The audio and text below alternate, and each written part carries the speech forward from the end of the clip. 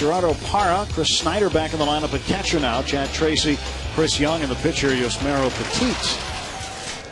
And Zach Duke facing Stephen Drew, and we are underway with the first pitch thrown at 5 minutes after 7 tonight.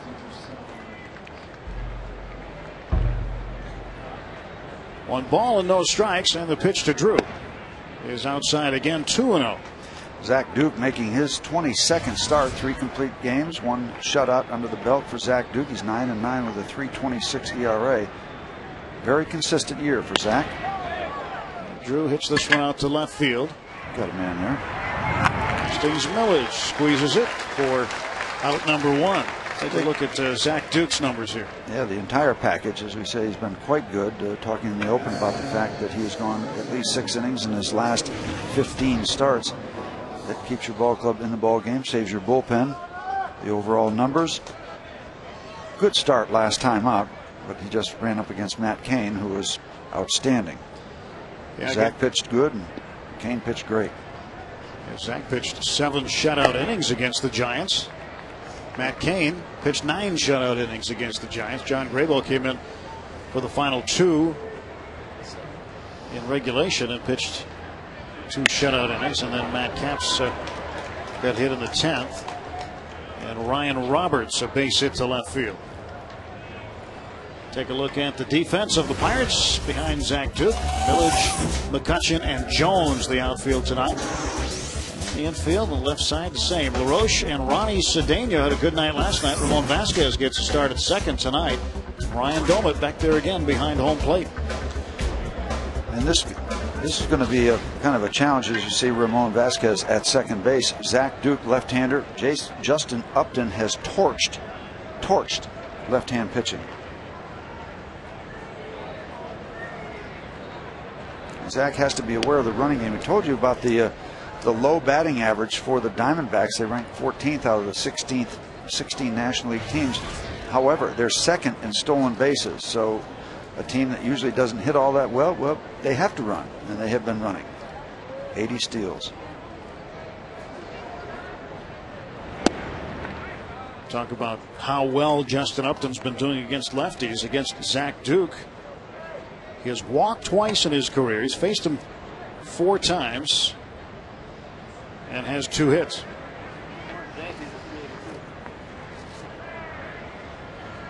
Here's the 1-0 pitch to right field. Going back is Jones. He will look up and watch it go off the base of the wall. Roberts will be held at third, and in with a double is Justin Upton as he continues to light up left-handers. Chip Hale, the third base coach, holding Roberts at third base because you got Mr. Reynolds in the on-deck circle. You want to run into a second out at home plate. These Diamondbacks, ironically, have played better, have a better record on the road than at home, as Upton gives that ball a big ride.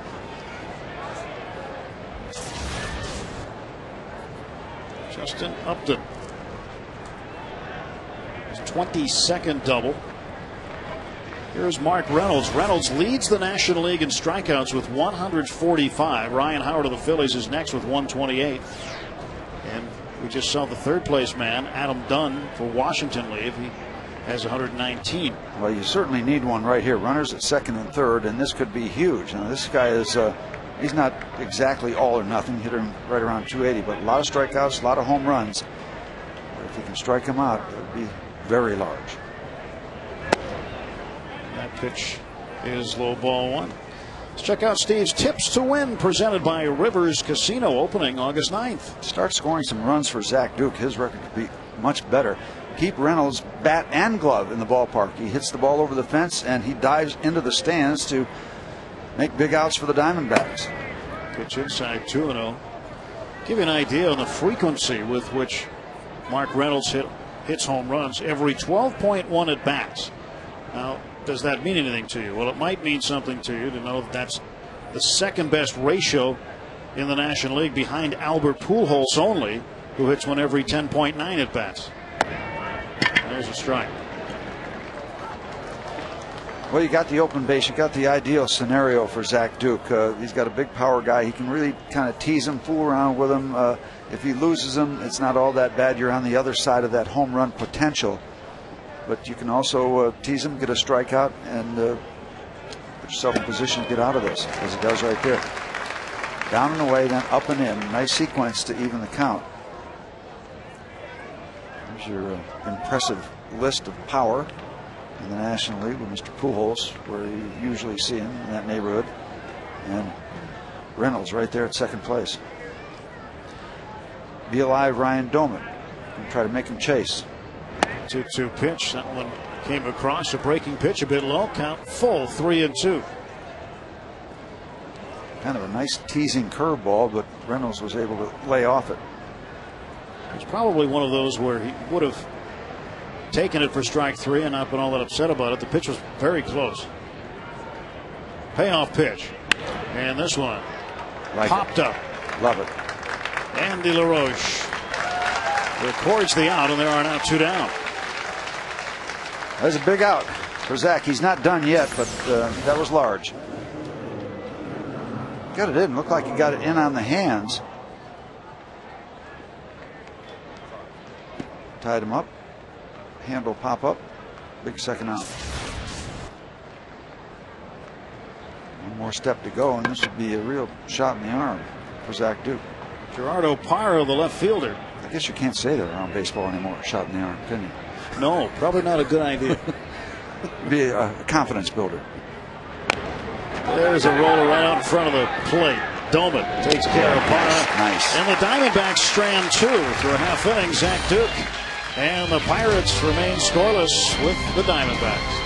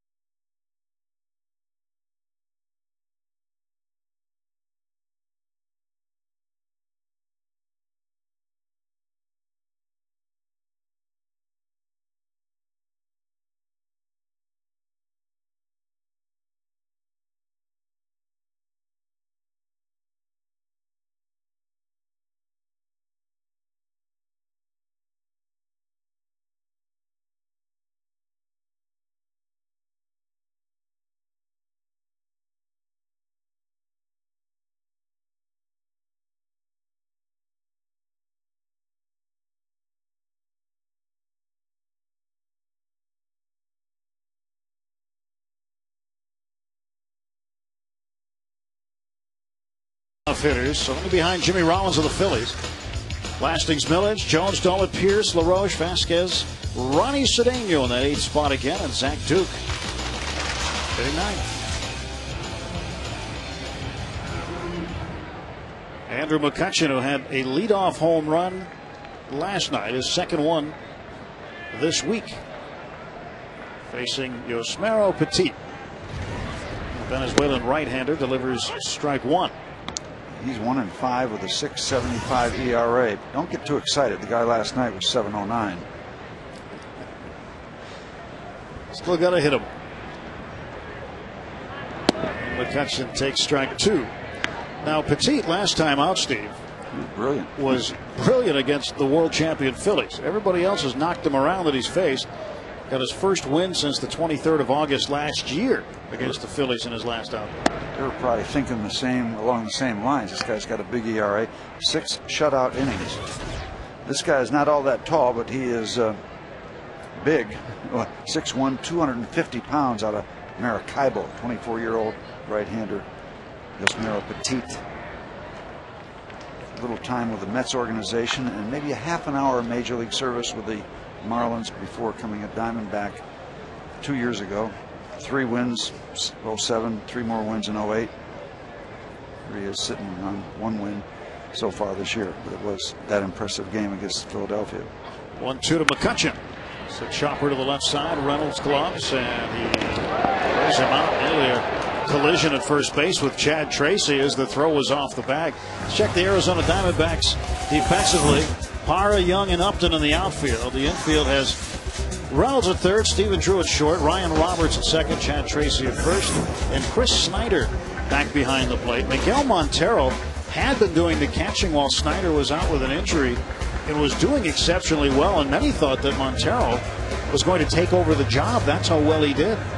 But Snyder is back. Now, here's the play at first base. Got him with the glove as he came across. Well, if he grounds that ball to shortstop, he beats it out as kind of an awkward reception of the throw by Tracy. Lastings, Millage, big cut and a miss. He's talking now with Brad Henderson, the head trainer. A little drive-by contact.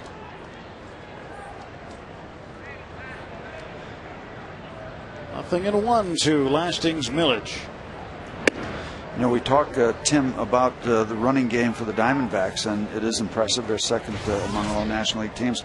Snyder is throwing out base runners at a 15% rate, which is very low. You might see some running by the Pirates tonight. Millage missed that one.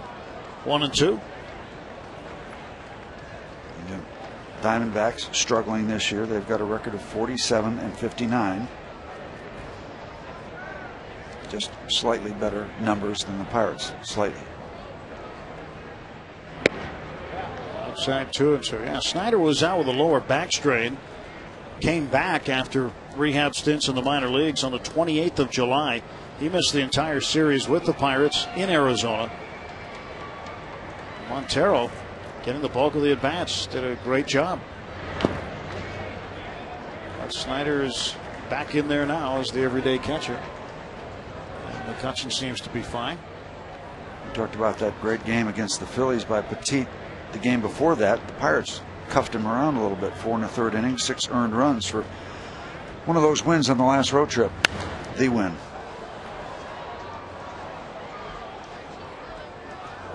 Let's look at where McCutchen and Tracy collided as Tracy had to step off and back of the bag. The throw from Reynolds just offline. Just catches him with the glove on the way by. Be dangerous. And Millage strikes out. Well, you know that if you can think about boxers that scrape those laces across somebody, it almost looked like he got a little leather across the face or somewhere up around the head. The laces get right on by, lasting Millage right there for out number 2 in the first. Yeah, you look at these Diamondbacks, 14th in the league in hitting as a team, and they are 15th in the National League in defense. Garrett Jones takes outside. He's been struggling in a couple of different areas at least for these Arizona Diamondbacks.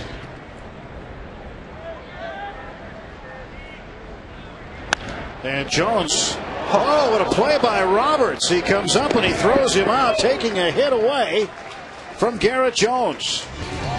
3 up and 3 down for the Pirates in the first.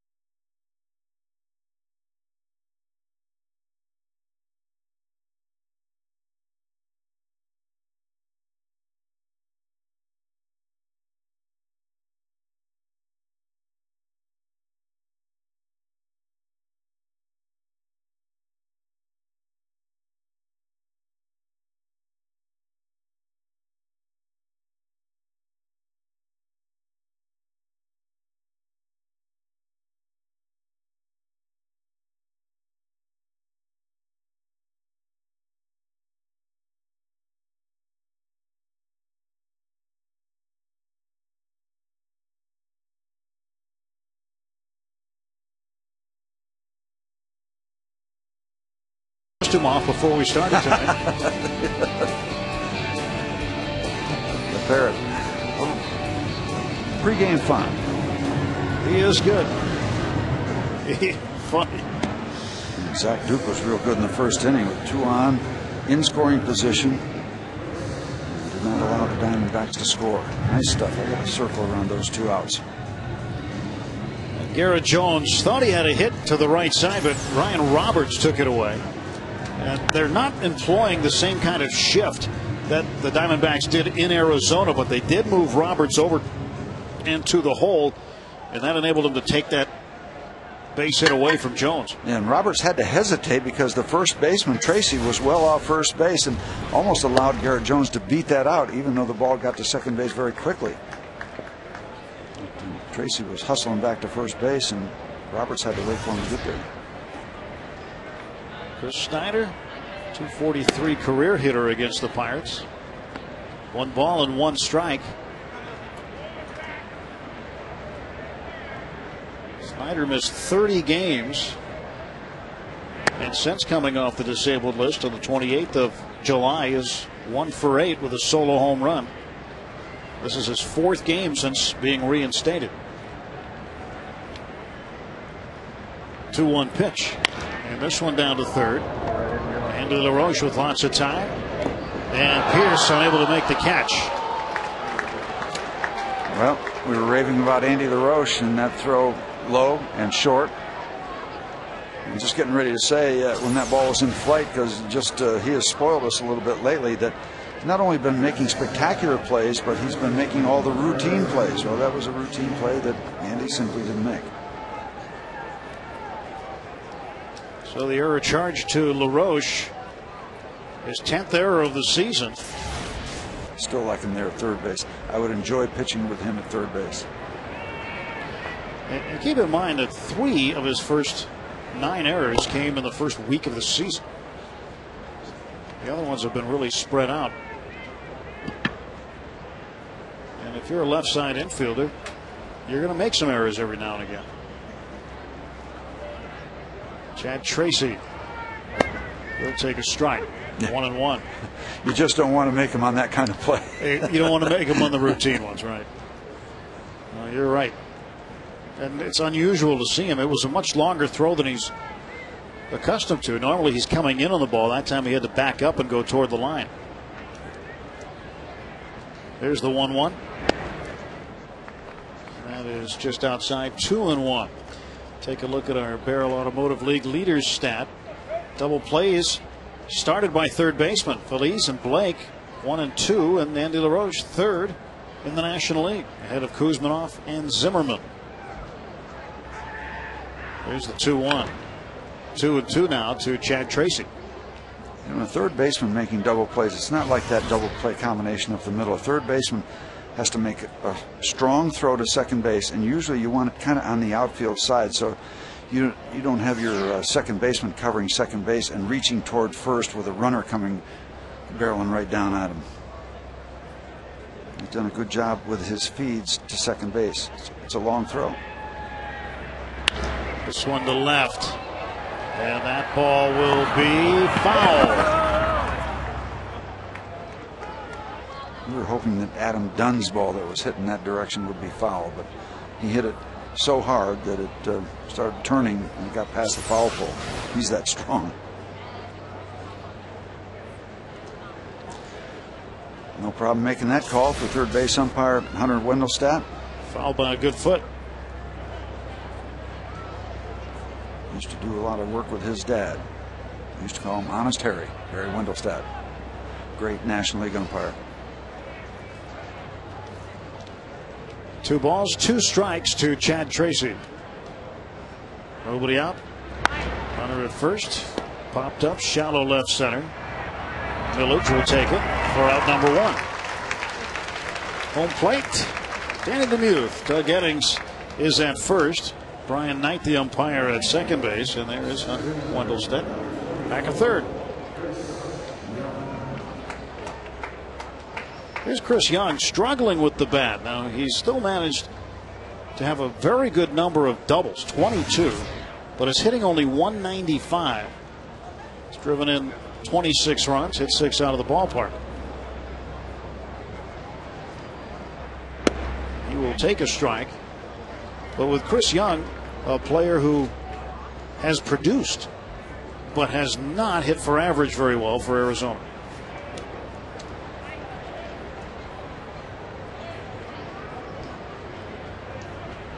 Duke looks over there at first. Now the ball popped up and playable for Ryan Doman.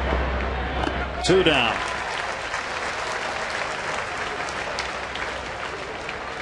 Good job by Ryan Doman. I'm not sure he knew exactly when that ball was going to come down. He had to wait an awfully long time for it. See Ryan get rid of the mask right away, and then the helmet. That could be interesting. Then goes the chest protector, uniform top. We might have a headline here tonight. Petit line drive taken out of the air by Ramon Vasquez. Ramon Vasquez, nice play off the bat of Yusmeiro Petit. And Vasquez takes away a would-be base hit.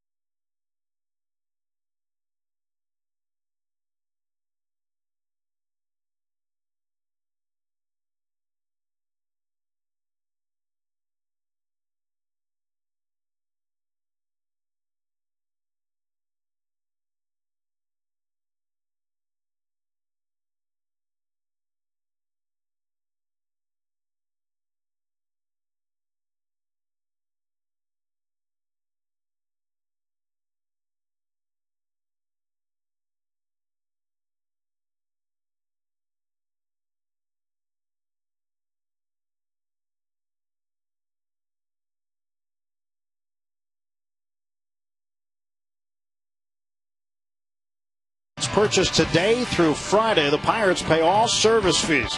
This deal includes any ticket purchased for any of the remaining Pirates home games for the rest of the season. Don't miss out on great promotions, post-game concerts, fireworks, and more. For tickets, visit pirates.com/no fees or call 1-800-5-BUCKS. Again, the fees aren't waived. The Pirates are paying, but you must buy tickets by Friday. That'll include any ticket for the remainder of the season, so that's a good deal. With Steve Blass, Tim Neverett at PNC Park. Bottom of the second inning, Ryan Doman leading off against Yusmeiro Petit. Doman finally got off that 0-for-15 skid yesterday with 3 hits. Petit making just his 11th start of the year, and there's a reason for that. That ball misses inside. Had some shoulder problems, missed most of May and June. So just the 11th start, and in the first 10, giving up a dozen home runs. So he's vulnerable to the long ball. And Doman loops this one into shallow center. And Ryan Roberts. He's all over the place. Yeah, he came out of nowhere to call off Stephen Drew and make that catch. That's a real good play, because a lot of times those 3 guys will converge and then 2 or even 3 will back off, because it's a play that you really can't take charge of. But it looks like a moving pick between Drew and Young, and Roberts cuts through and makes the play. It's a good play, because a lot of those plays, a lot of balls hit like that drop in. Here's Steve Pearce.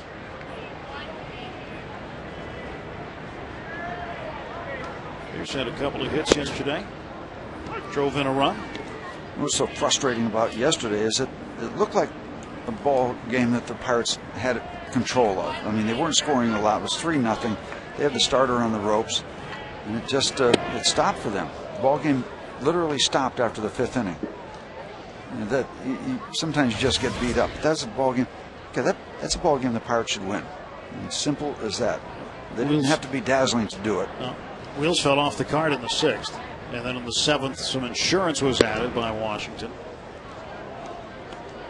Washington, that makes it. That takes it into an area of having to play a lot of catch up, and that's a whole different category. Washington at home playing Florida tonight, and Ryan Zimmerman out of the lineup. There's a ground ball toward the middle, backhanded by Roberts. He fires into the first, and he retires Pierce. Yeah, Charlie Morton hit Ryan Zimmerman rather, with a pitch before he hit his home run, by the way. But during the night, his left shoulder got more and more sore, and today manager Jim Riggleman decided to hold him out of the lineup.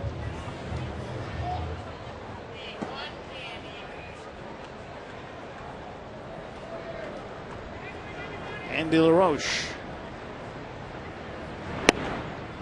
takes outside. Had a nice visit with Andy in the dugout today, talking about his days when he played in a collegiate league in Keene, New Hampshire, for a team known as the Swamp Bats. And played in the Cape Cod League as well. It's better than playing for the Cape Fear Scaredy Cats. For the Casper Ghosts. But Andy was all signed, ready to go to Rice University, and decided to turn pro instead. Never went to Rice.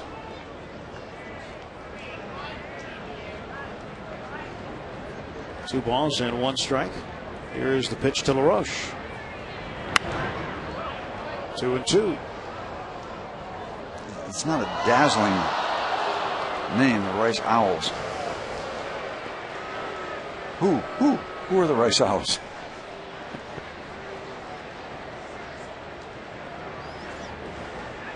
Yeah, they're the only Owls I can think of. Temple doesn't count. Florida Atlantic. There's a pitch hit into center field.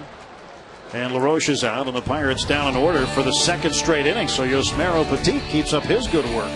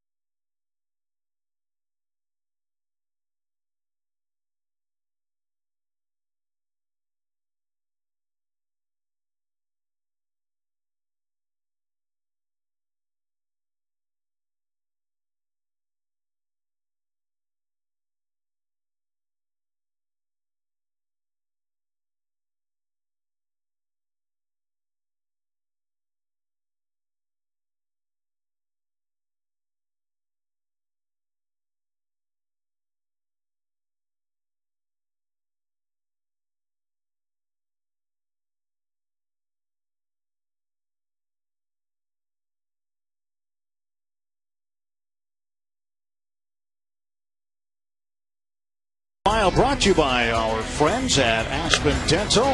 Yusmeiro Petit looked like it was going into right center, but Vasquez earned a smile from starting pitcher Zach Duke. It made Zach Duke smile, and made us smile too. Aspen Dental.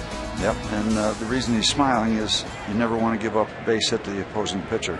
Save you the embarrassment.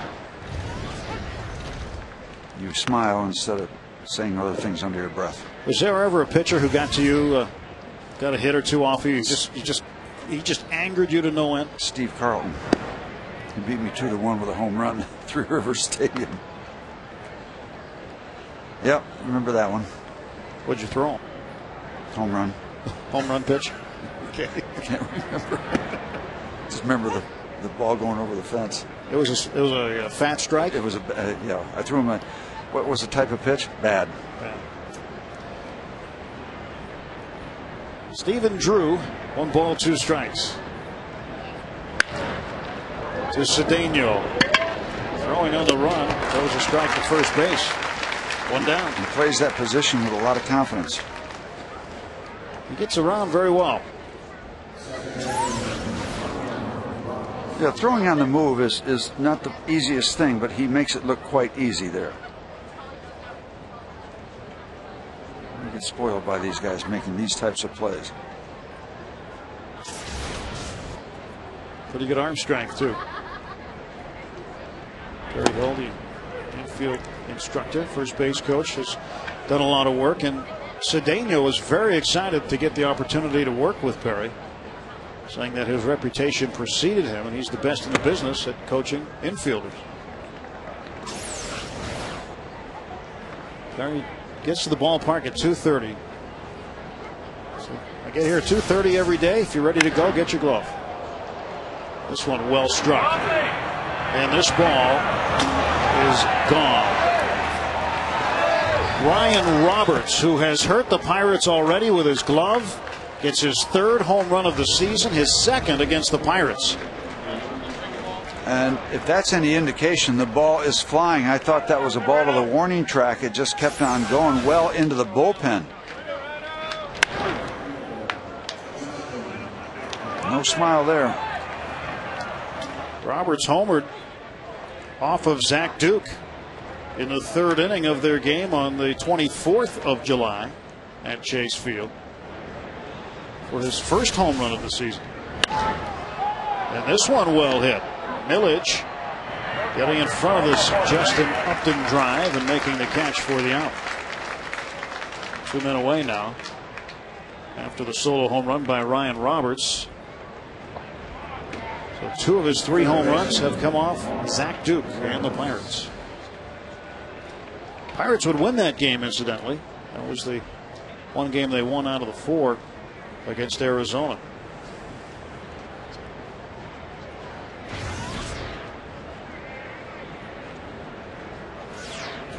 Mark Reynolds takes a strike on the outside corner.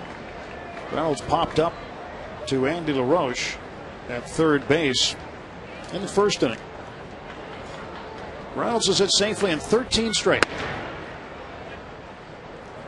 2 home runs against the Mets yesterday.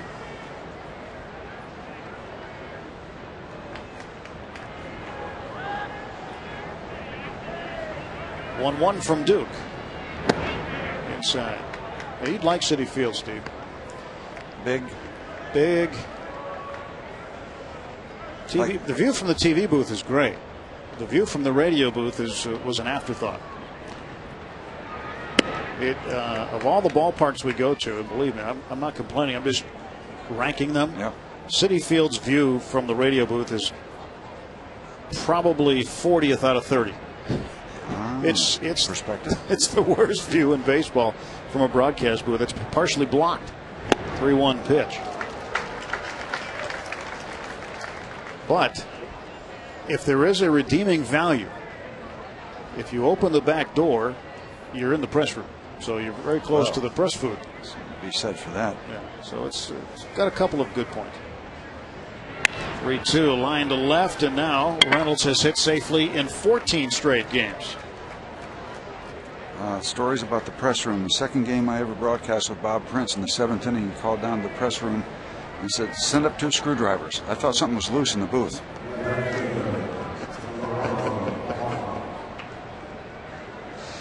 After a few screwdrivers, there was a few things loose in the booth. 2 guys.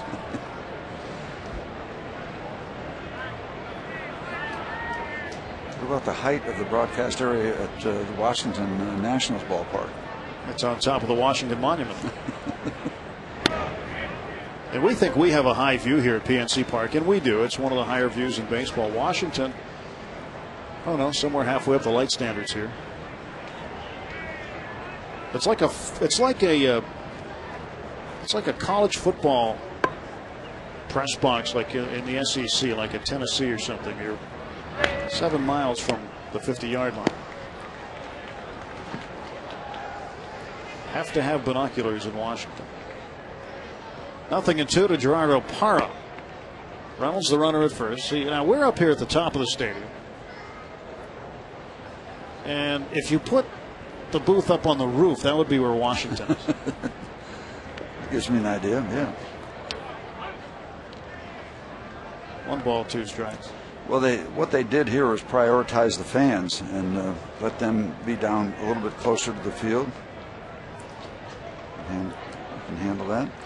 Right about yeah, the top. Keep See right that there. house? That house there? Yep. Yeah, there's Tim and Steve. Yep, that's where we'd be if we were in Washington. Up there in the tree fort above the house. 1-2, fouled away. Nice catch. I always like the line the traveling secretary said about seating and all those kind of things. It was in regard to comp tickets. People called after the game after they got the free ones and said, "Oh man, we were way up there." And the question asked by the traveling secretary, well, were they free and did they face the field? Yes and yes.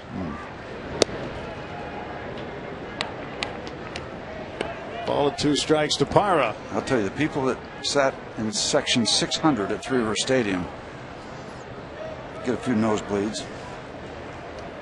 Bring a box of Kleenex. 2 outs. And the 1-2 coming from Zach Duke to Parra. Reynolds leading from first, and this one fouled away again. Do you ever worry about or wonder about grammar things? How do you say plural, nosebleeds? That doesn't sound right. Nosebloods? No, I think you had it right the first time. Anyway, section 600 was way up there at Three River Stadium. It was great for watching football. You see plays develop and everything, but boy, those steps were steep going up there and high. 1-2, Parra looks at it. Well, you could, getting back to your other point on grammar, you could say bloody noses. But you only have one. Around. Well, you asked me how to say it in a plural manner. That would be it. Yeah, but I only have one nose. Okay, here's a pitch. But if you had more than one that night, that would constitute bloody nose. How do we get on that anyway? No, it's time to depart. 2 balls, 2 strikes. And Duke's pitch is hit in the air to center. McCutcheon will wait for it. He's got it. 1 run comes in on the solo home run by Ryan Roberts. The second one he's hit off Zach Duke.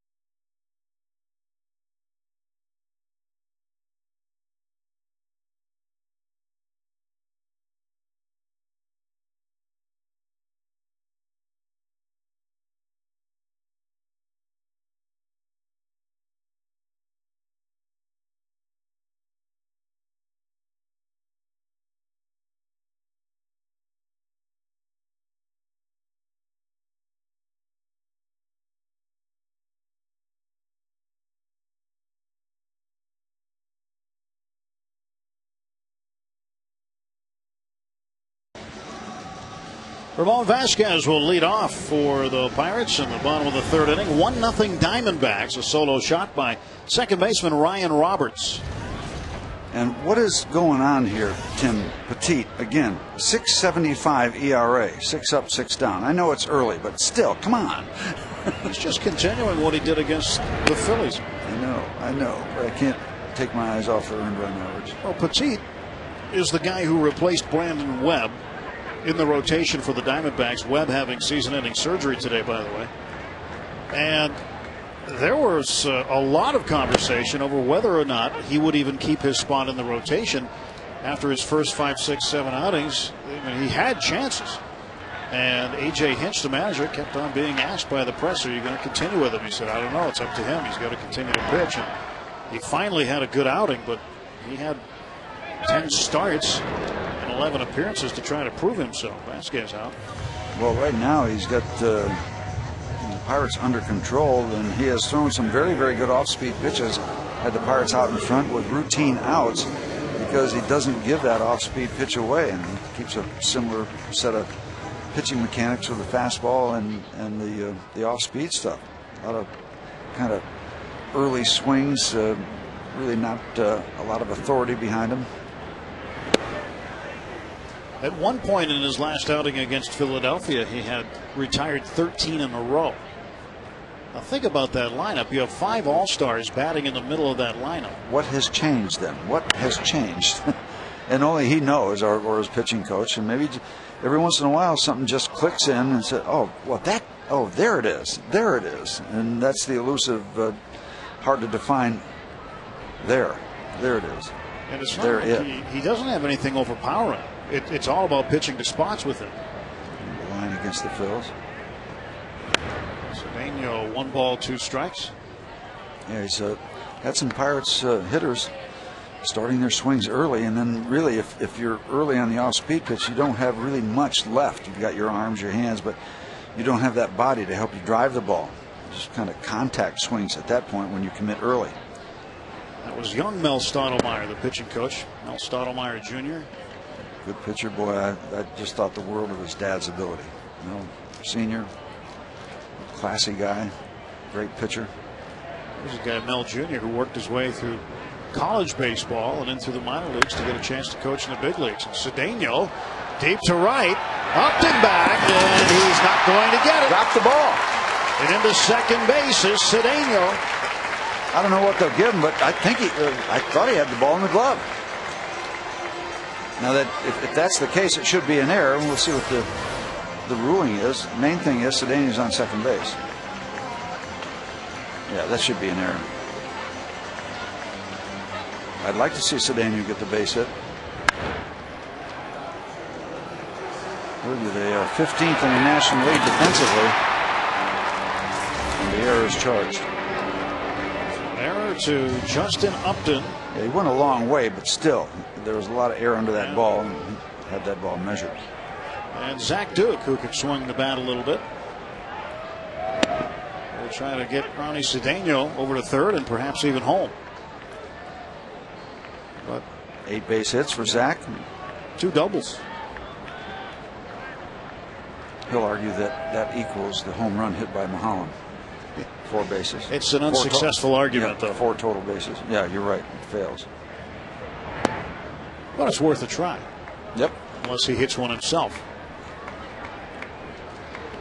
He can. He is the best hitter, at least per average, among the pitching staff. 205. 1-1. And he fouls it back. 1 ball and 2 strikes.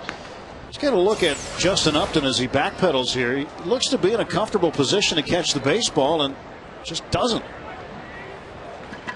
Yeah, when you get back there and you got the glove right around your shoulder level, not extending, not diving, not rolling around on the ground, you catch that ball.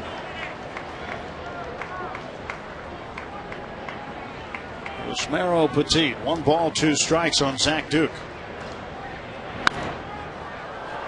Duke hangs in there.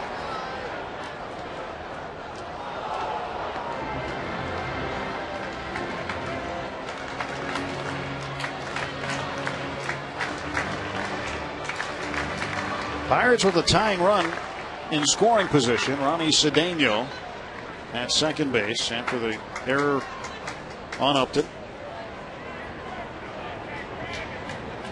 And the 1-2 to Duke. There goes Cedeno. He takes off, and Duke hits one up in the air, shallow right center. Cedeno's got to hustle back. Catch is made by the center fielder Young, and Cedeno, who is running with the pitch, gets back safely to second base. Off we go. Uh-oh. Reversal. It's nice to see Cedeno involved in the running game. We've not seen a lot of attempts at third this year. And in this case, a two-strike pitch to a pitcher. They're hoping for some contact in the infield somewhere. Maybe it's Cedeno more than just third base. He must have seen something he liked, and Snyder has not been throwing particularly well, or has not gotten a lot of help from his pitchers.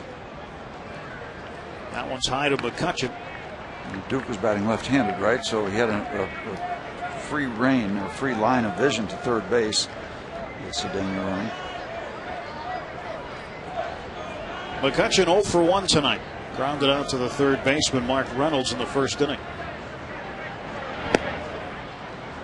2-0.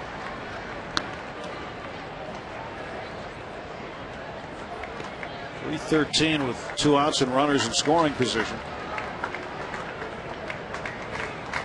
McCutchen, a legitimate candidate for Rookie of the Year.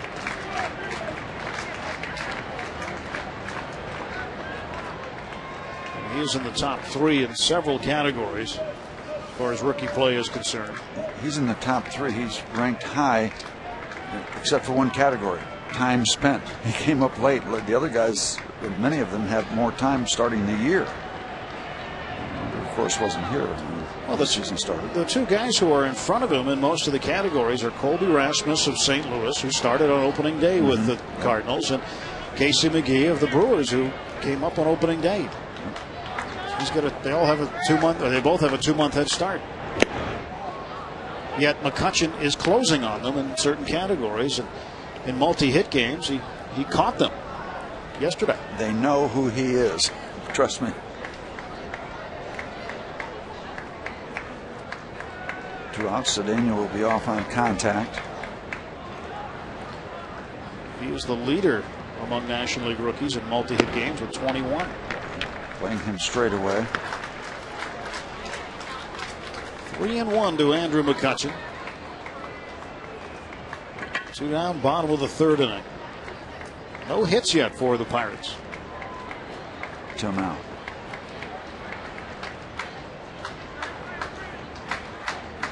.3-1. There goes Cedeno, and he will be allowed to take third base as McCutchen walks. First and third now. Ronnie Cedeno was just committed to going to third base. I like it. I like seeing that running game. Glad to see Ronnie Cedeno involved in it. Once again, you look at the numbers by Snyder, 15%, but again, you got to have help from your pitchers. Goodness, when the catcher doesn't throw, I'll tell you something. Now Andrew, he's a threat.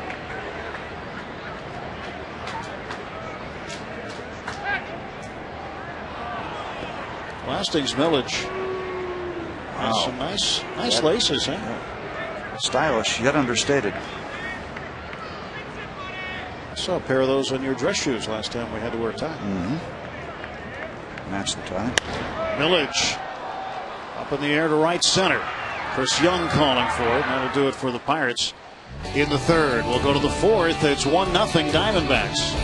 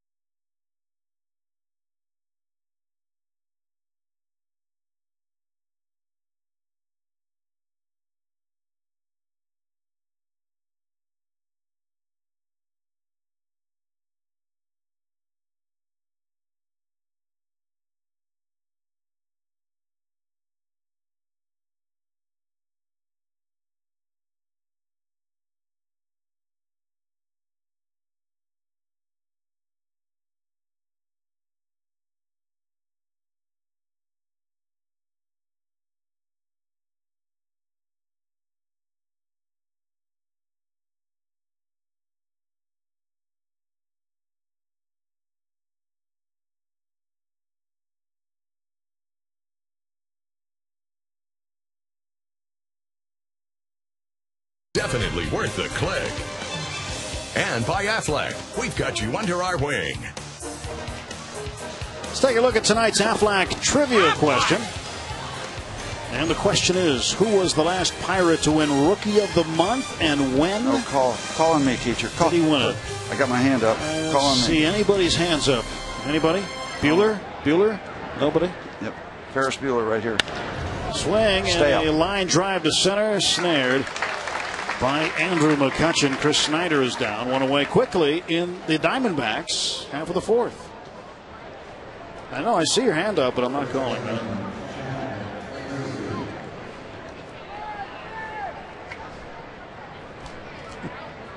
I don't see it. Because I know you know the answer. That's why I got my hand up. I know, but we want the folks at home to hear it in the bottom of the inning. Okay. You can write it down.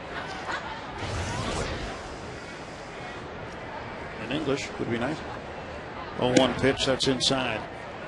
Chad Tracy, 1 ball and 1 strike. Tracy flied out to Millage in left field first time up. Yeah, I'll tell you, I just saw what you wrote down, and you're right. That's a good answer.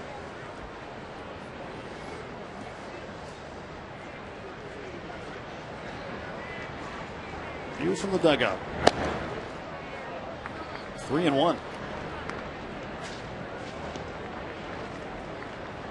So Jason Jaramillo there. Jaramillo deserves a big high five for the way that he filled in for Ryan Doman. And there's ball 4. So a 1-out walk is issued to Chad Tracy. That'll bring up Chris Young. But again, Doman being out for those 73 games. Coming back, still getting in the swing of things. And Jason Jaramillo, who was playing for the first time as a major league regular. And now it's got to be tough, too, because you wait all your life to get to that point. You get to that point, you know you're filling in for the injured starter. And you know that day's coming when you've got to go back and be the backup. But he's done a good job with it. Well, you validated yourself as being capable of getting the job done in the major leagues. And a tip of the cap, too, to Robinson Diaz. What a tandem. They held the fort behind home plate. Here's the 1-0. That's inside. 2 balls and no strikes to Chris Young.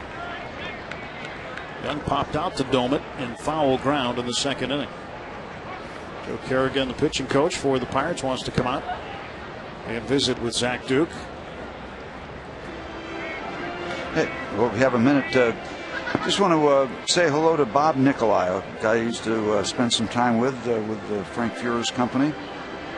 His daughter, Nada, did my hairdo. You didn't mention a thing, Tim. Is that right? Yeah, she arranged number 4 and number 6, and I think it looks much better. I knew something was different about you today. Yeah. Bob, good guy. Spent a little time with him. Yeah, number 4 was a little bit off center today. Yeah. A little different. I should have noticed. Hair number 6 looks pretty good. Yep. Is 5 missing? And has been. Strike on the outside corner, 2-1. That was too easy.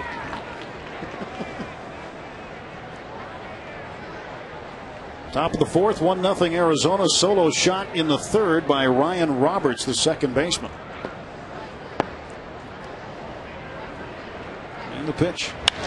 This one pretty well hit left center.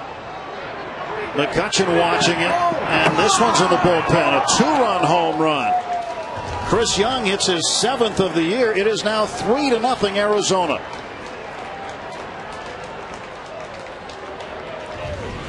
"15 home runs given up this season now by Zach Duke." And nothing cheap in that direction. Again, a good hitter's count, 2-1. And Young just unloaded.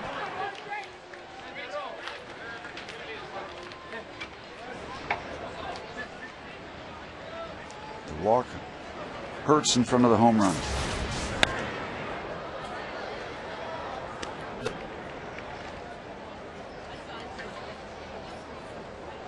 It was Mero Petit lined out to Ramon Vasquez last time up. Bases empty, 1 out, and Petit takes low. You don't all that often see a center fielder hitting in the number 8 spot, but Mr. Young showing some power down at the bottom of the batting order. 1-1 pitch, slow roller past the mound. Vasquez. Throw him out. And there are 2 away. And again, you find the Pirates behind, but you hang in there, you're going to have some opportunities. Trust me, as we go down the road in this ball game. Try not to let it get out of hand. But the Diamondbacks have that 3-0 lead, and Mr. Petit has been doing a very good job through the first part of the ball game. Pitch low to Stephen Drew. Drew 0 for 2, a fly out and a ground out. Pirates without a hit. They had 2 men on via a walk and an error. There's a base hit by Drew. He's 1 for 3.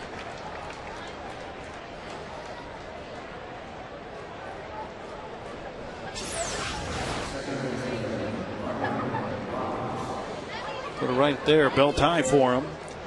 Well, we've said this so long, and it's just a pitching adage. When you are not a power guy, you just simply can't get away with as many mistakes as a guy who throws really, really hard. I mean, you have to be consistently where you need to be throughout your time in the ball game. There's just less room for error unless you throw it 98 miles an hour. If you throw it 97, 98, you can throw it down the middle of the plate. Get away with it a lot.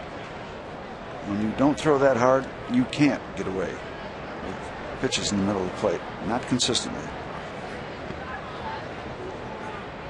And that's why you respect the guys with the so-called less than overpowering stuff who become good pitchers or pitch good ball games.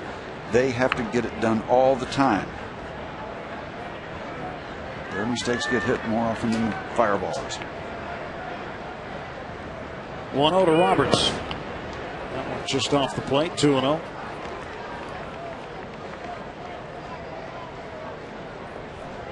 Zach Duke getting up there in his pitch count, 65. We're in the top of the 4th inning.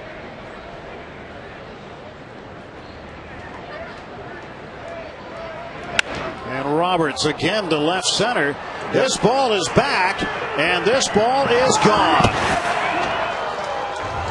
A 2-run home run for Ryan Roberts. It's his first multi-home run game. And he has doubled his home run numbers. 3 of his 4 homers have come off Zach Duke. And these home runs right out in the 410 neighborhood. I mean, they haven't been pulled down the line. And that ball is right in the wheelhouse where he can extend his arms and gives it a big ride. A big swing, and he catches up to it, runs into it. And the Arizona Diamondbacks stretch it out with a long ball. All 3 of them over 400 feet. Ryan Roberts 3 for 3, 2 home runs, 3 runs batted in. And 2 good defensive plays. 5-0 Arizona.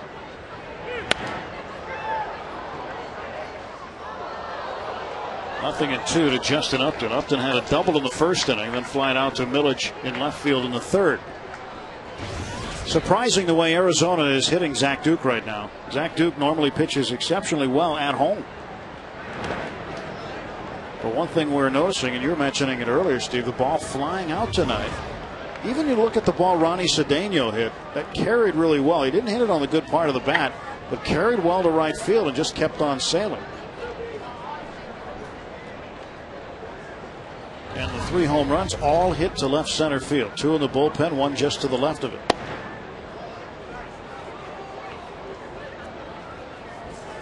The ironic thing about that is when you see enough games in Arizona at Chase Field, even though you're indoors, that's where the majority of the home runs seem to go out there, left center field.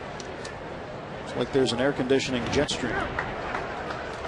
And strike 3. Upton strikes out, but 4 runs across on 2 home runs. Ryan Roberts has hit 2 in the ballgame.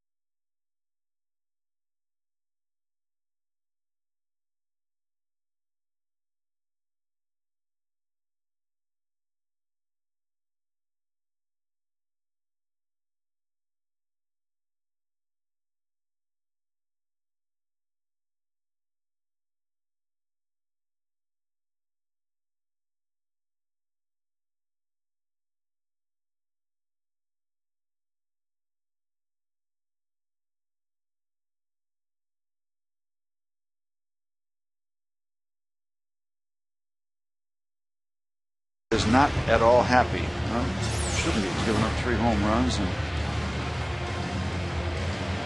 put your glove down and try to collect yourself as best you can. He is not happy at all.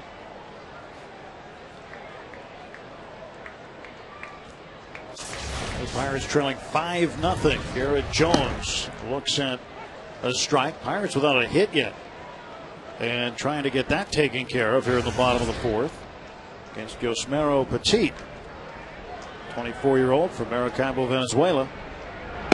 And speaking of no-hitters, this is the anniversary.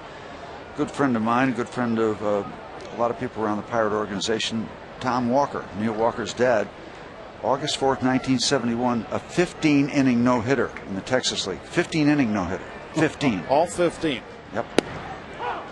It's the anniversary as Garrett Jones takes a call, 3rd strike. Congratulations, Tom. I know you hear a lot from a lot of people, and great memory. Great memory. Garrett Jones now 0 for 2. So he looked at 3 pitches.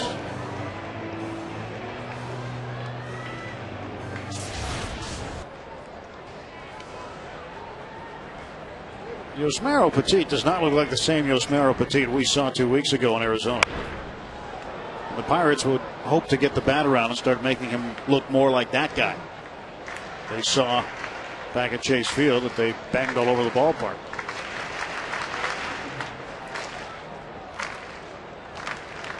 Five runs on 7 hits, 3 of those 7 home runs, 2 of them by Ryan Roberts. Shift is on for Doman, and he pops it up. Here's Roberts. Why not? Makes the catch.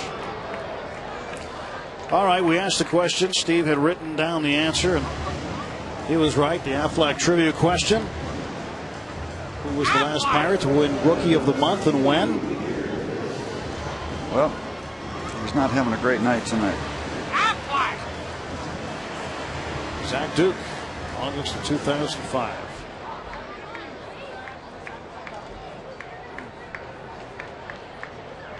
He won in July that year, too, didn't he? Twice. Yep. Back-to-back months. Zach Duke, during that stretch, was the talk of the National League. Just pitching great baseball.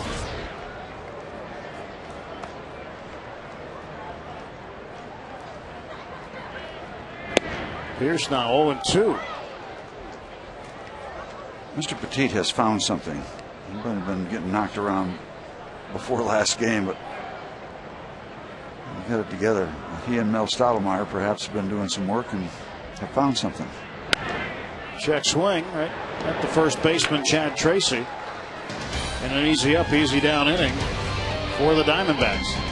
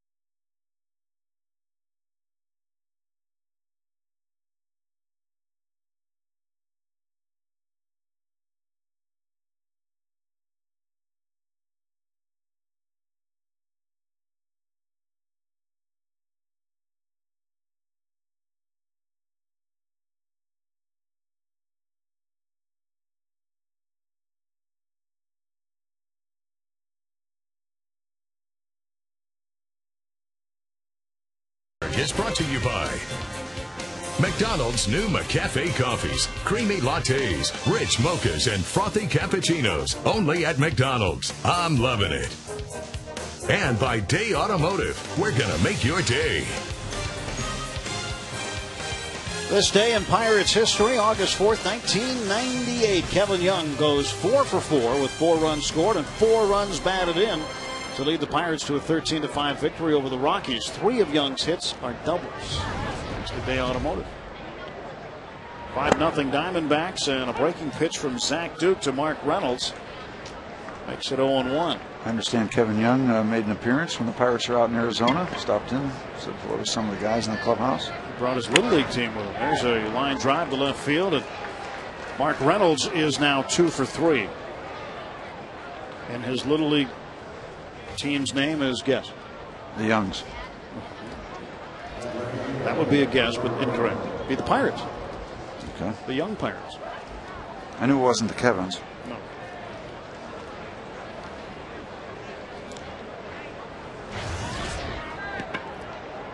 The Youngs.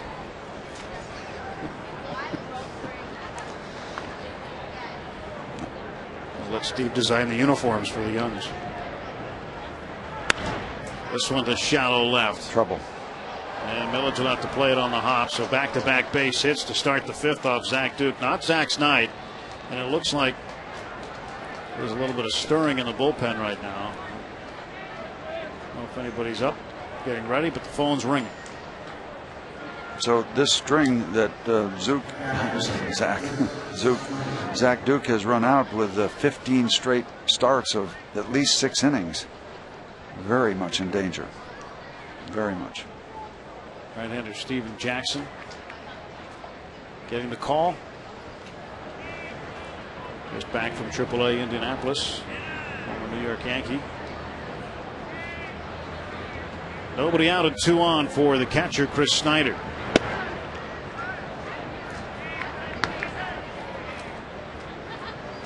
1-0. Snyder hitting .179 with runners in scoring position.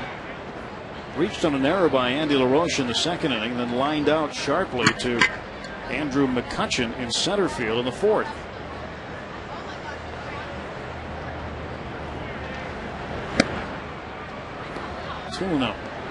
There's another indicator. We've seen a lot of indicators with the way the Diamondbacks are hitting the ball, but Zach Duke is a sinker ball pitcher. When he stands up and that ball stays upstairs, it's a red flag.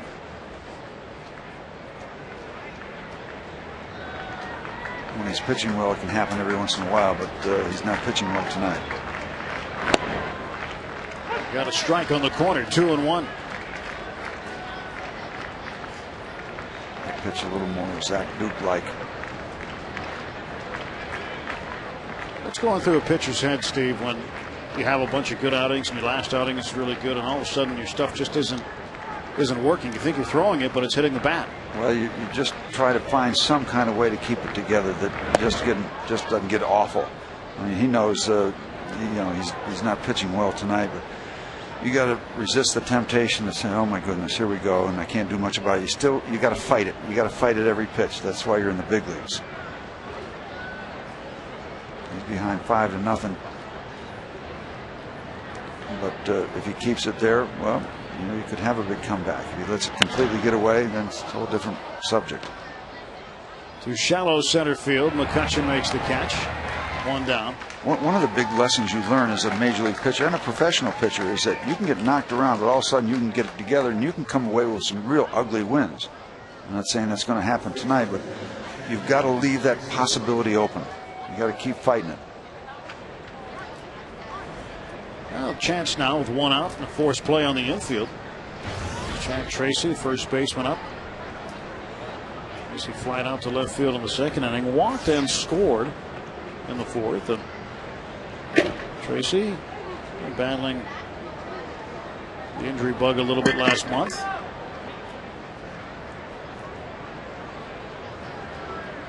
And to left field, Lasting's Millage.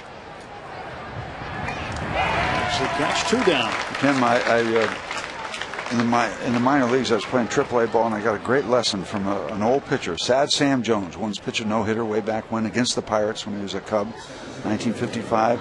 He was at the end of his career. He really couldn't do much anymore, but he told me that in his major league career, he won 7 games in his major league career when he gave up 5 runs in the 1st inning. Now, that was over 14 years, but it was a lesson from a guy who had been around. Sam Jones, Toothpick Jones, kind of nicknames. Real character. Toothpick Jones. Yep. I like that one. Yep. Won a lot of major league games and a no-hitter.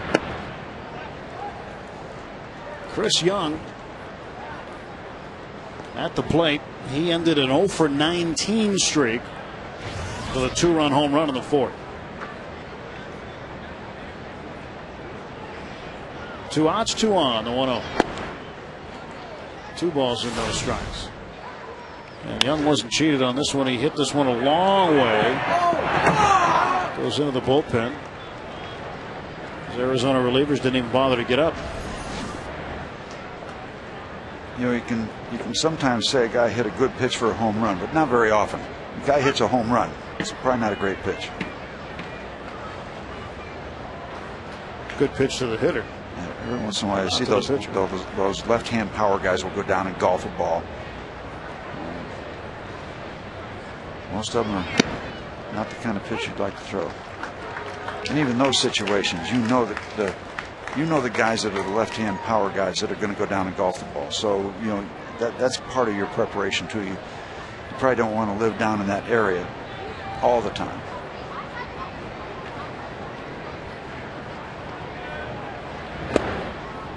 Three and one. See what we can see about the location of this pitch. Now that's down about thigh high. That's not all that bad a pitch, but he gets under it. Point being, again, because it's not 98, 97 miles an hour, he has time to get his swing together and get under it. And he has walked the bases loaded in the top of the 5th inning. The Duchess making its way by,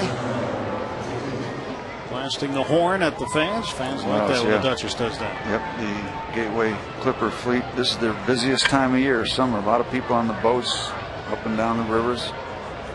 It's a lot of fun. Made that trip on the Duchess this past week with my grandson. Yusmeiro Petit at the plate. Well, this is the crossroads here. The Pirates are down 5, and that's not good. But it's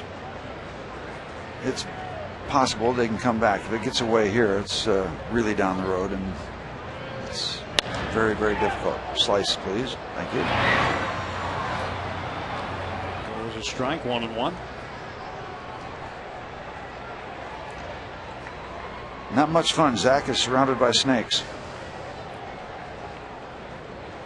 It feels that way too. The D-backs. It's like the Indiana Jones movie.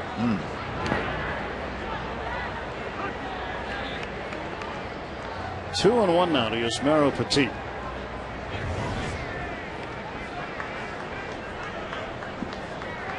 Zach's pitch total is much higher than it normally is, and the balls to strikes ratio is also much higher the wrong way.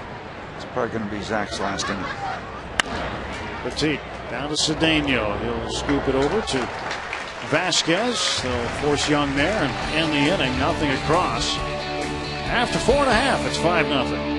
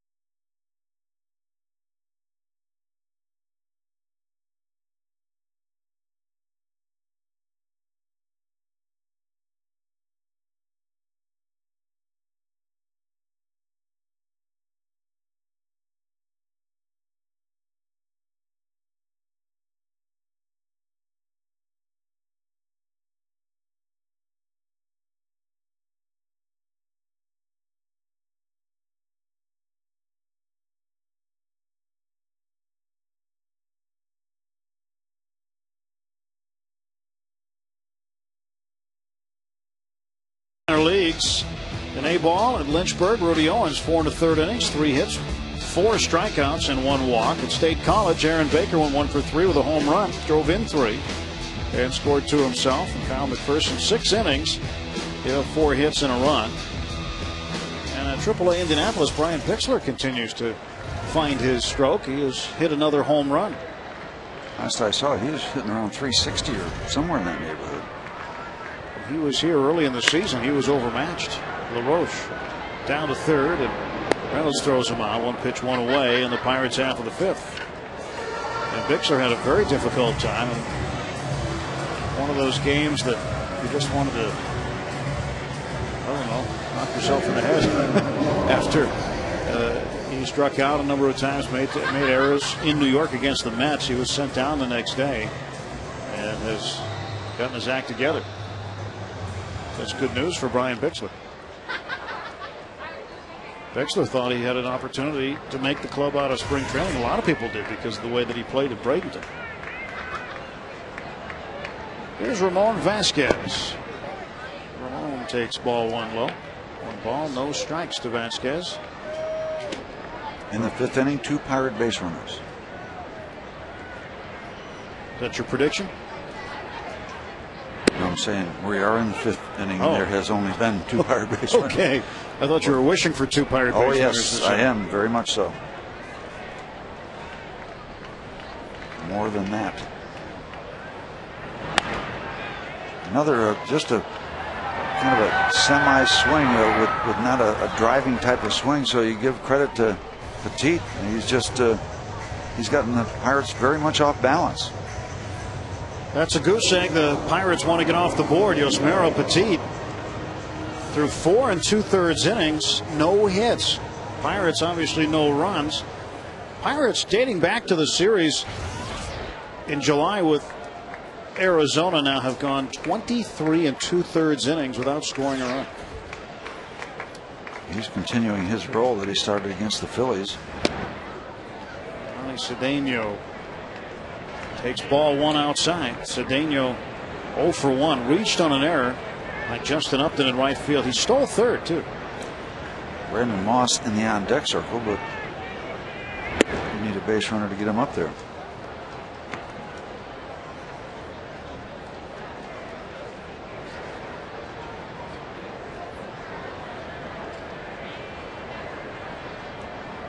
Here's the 1-1 to Cedeno. 2009 Pirates baseball on FSN Pittsburgh is brought to you by Southwest Airlines. Southwest Airlines is ready when you are. Go to southwest.com, grab your bag, it's on.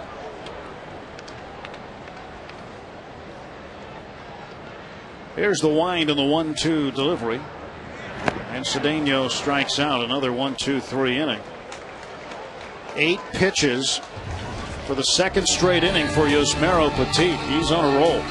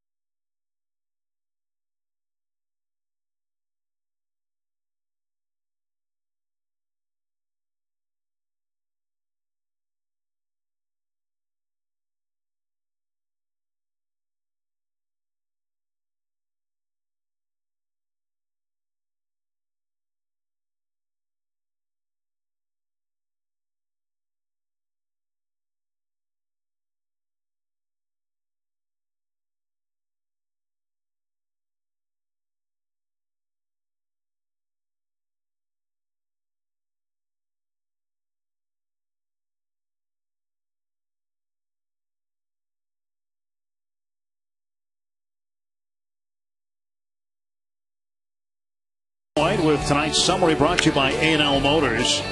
Then the Brian Roberts Show. Not only had he had 1 home run, he's got 2.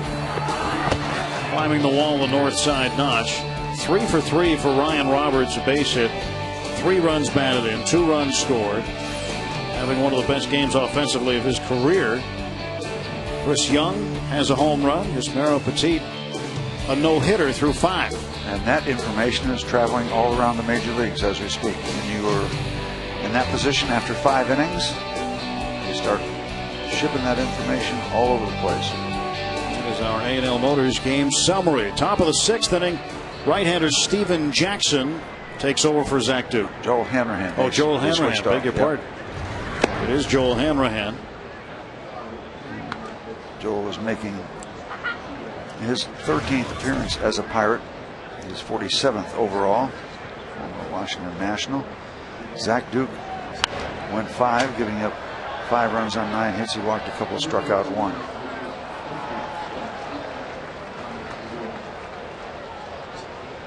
So a night that Zach Duke would like to erase from the memory banks if he could.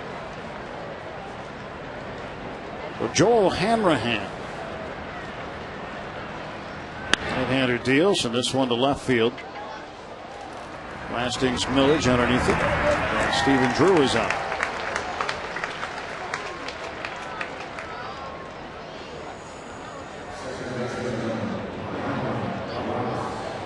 So things perhaps changed because of the 1-2-3 inning, and with the pitcher's spot coming up next, rather than double switch, they'll use Hanrahan here for an inning. Get a pinch hitter up there, and then maybe go to Jackson after that.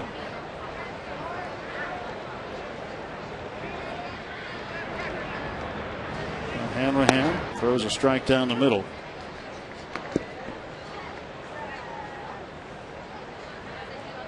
Every once in a while you will see in this kind of situation a little up and in, just to let them know you're out there. Not at this point.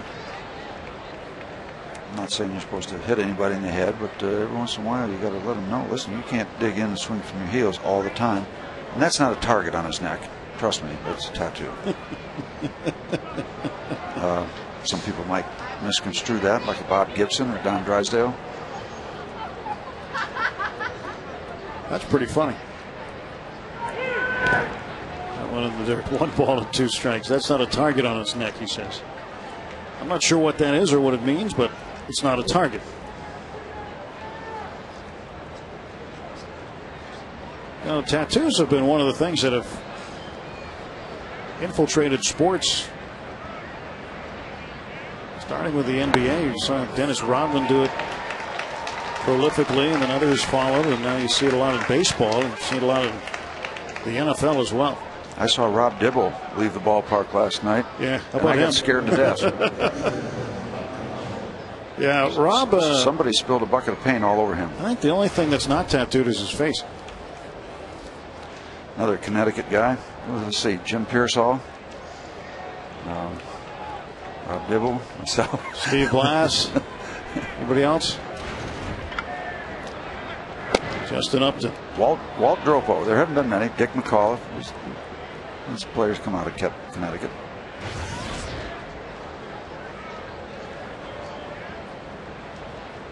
One ball and no strikes. Here's the pitch. And this one is inside. 2-0. Is Bobby Valentine a Connecticut guy? Yes, he is. Another one. Yep. Spec Shea, an old Yankee pitcher from years back. 2-1. Yeah, Bobby apparently said he wants to get out of Japan now. A very successful manager there. Well, they haven't canceled flights, have they? Apparently not. I think he physically could get himself out, but I mean, he wants to come back and manage in the big leagues here.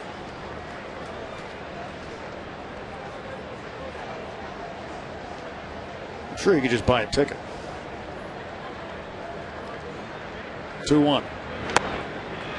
2-2. So Joel Hanrahan trying to get through the top of the 6th here. He's got the first 2 men.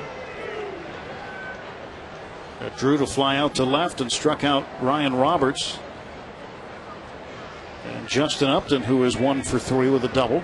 Still averaging over a strikeout an inning, Joel Hanrahan.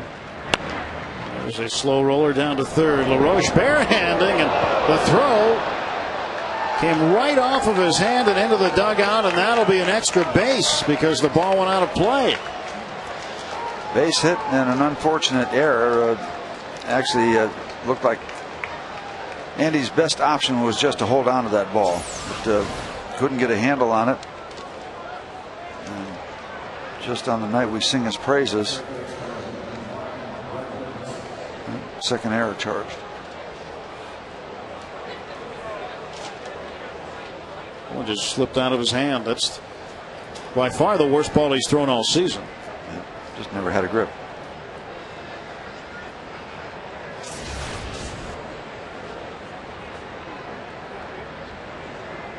Now he'll put that one behind him. To right field. And Garrett Jones guns it in. And Upton will score. It is now 6-0.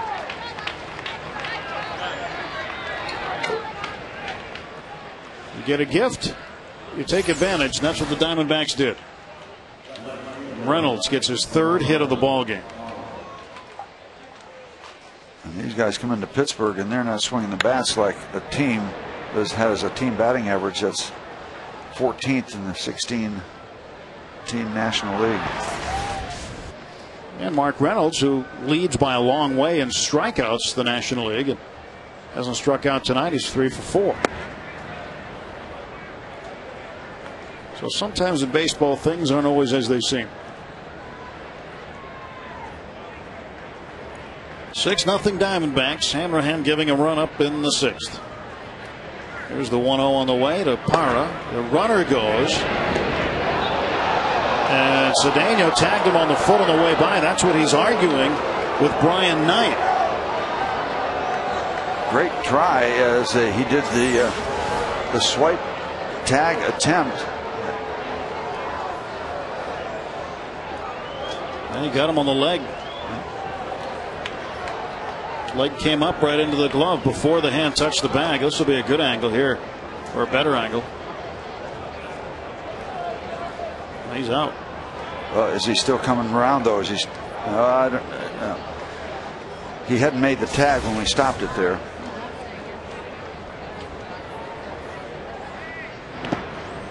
Mark Reynolds is their leading hitter, and he loves to steal bases. I mean, he doesn't steal bases the way that Tony Womack did when he was with Arizona. And of course, Tony, former Pirate, stole a lot of bases. He's not nearly to that rate, but Reynolds now with 20 stolen bases.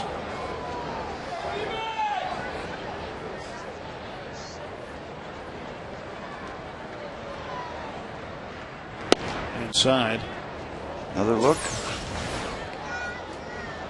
See the hand coming? Is it okay? Tagged him up on the on the calf of the back of the leg. Yep, that's a great shot. I was thinking he had to bring the glove further up, but he made the tag earlier. Strike 3, and down on strikes, Gerardo Parra. Another run comes across. There was a hit and an error. 2 hits, as a matter of fact. 6-0 Arizona.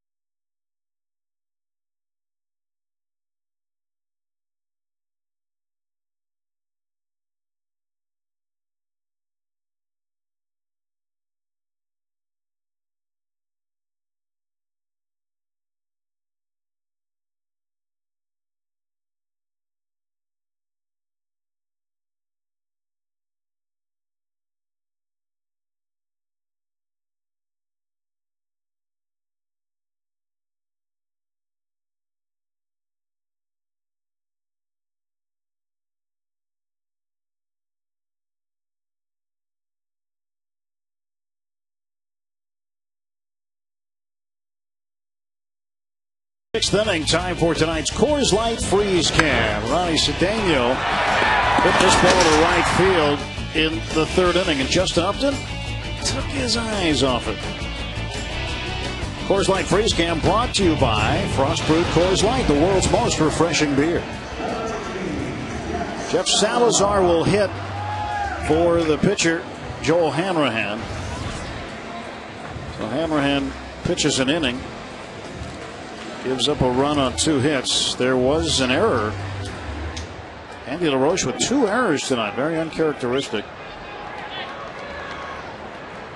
And here is Salazar facing Yusmeiro Petit. Salazar facing his former teammates, pops the first pitch up to right field.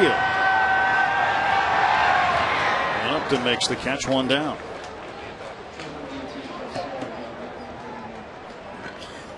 Follow the Pirates on your iPhone and iPod Touch with MLB.com at Bat 2009. Featuring play-by-play, video highlights, and live audio broadcasts. Visit Pirates.com on your iPhone or iPod Touch to purchase. Aside from the 2 plays that Roberts made early, the ground ball hit by Jones and then the ball that he caught off the bat of Ryan Domet, there were a lot of routine outs. Well, Petit now has set down 8 in a row after Cedeno reached on the air. He's had 1, 2, 3 innings in the first, second, fourth, and fifth. 1-1 to McCutchen.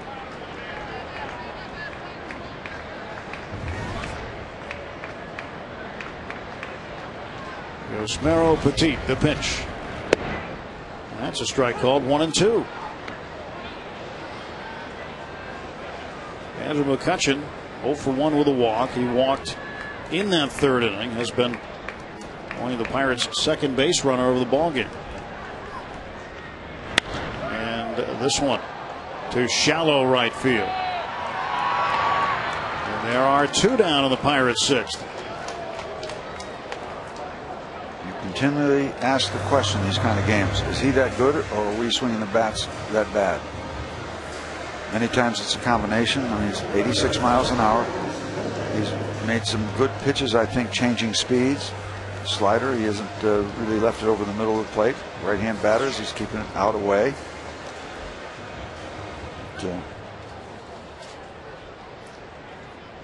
I'll give him his due, but we aren't swinging the bats very well tonight. Hastings Millage struck out and flied out to center. You have to give somebody his due when he has no hit a major league team through 5 innings. Just have to. And Millage to the right side. Tracy with it. And another 3 up, 3 down inning. Only 7 pitches that inning, and still no hits for the Bucks.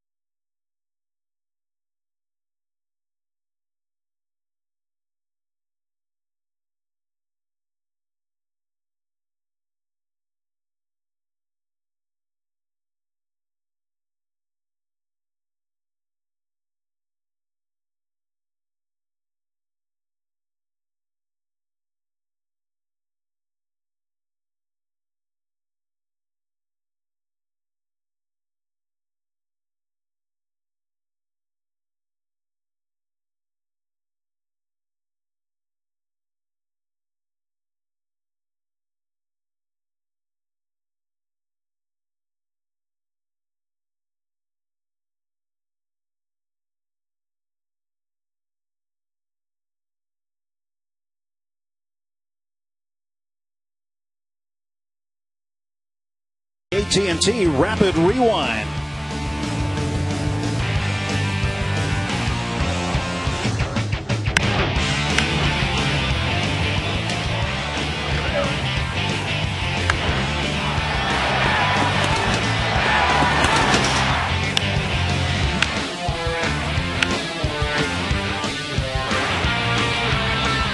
AT&T, the nation's fastest 3G network. AT&T, your world delivered.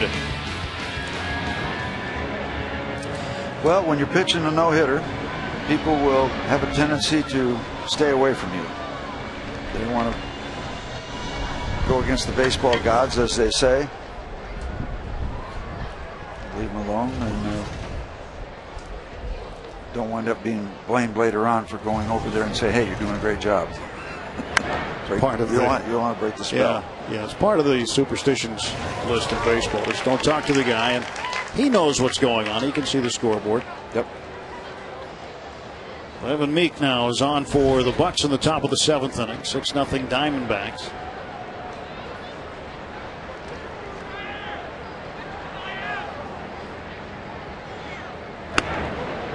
One almost to the backstop. 1 ball, 1 strike. You know, Tim, there's another thing that we ought to address tonight too. Many times you say, well, Zach Duke, they're not getting him many runs. They didn't get him many runs against Matt Cain. They didn't get many runs tonight against Petit, but it's a different set of circumstances. I mean, Zach, I don't know how many runs Zach deserved tonight. He just didn't pitch well. So you just can't say, well, he was unlucky tonight. Well, Duke's 9 losses. His 9 losses, only 9 runs. 1-2. Stood him up. But you also, so you can say maybe he deserved to get some more wins. Well, not tonight. Tonight wasn't his night. Duke, 5 innings, 9 hits, 5 runs. Gave up 3 home runs.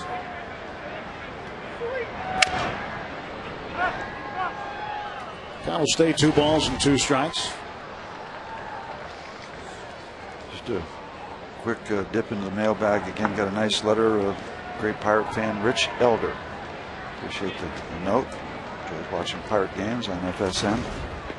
Rich, we can't sell him on creating a Pirate beret. I don't think we can sell that one. But thanks for writing.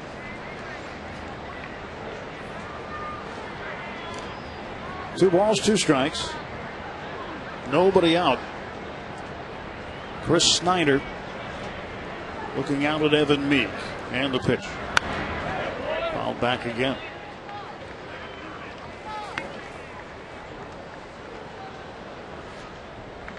Well, the one guy that had the best pitching performance ever by a Diamondback is somebody that the Pirates are going to miss seeing this year. Randy Johnson, been placed on the 60-day disabled list. That was retroactive to a week or so ago. And they expect him to pitch perhaps sometime in September, late September, possibly. But it is still only a possibility at this point in time. And it was Johnson on the 18th of May in 2004 against the Atlanta Braves, who pitched a perfect game, the only one in Diamondbacks history. Tim, I remember leaving this ballpark and driving home very fast to watch the last part of that ball game. 2-2 on the outside corner, and Meek strikes out Chris Snyder.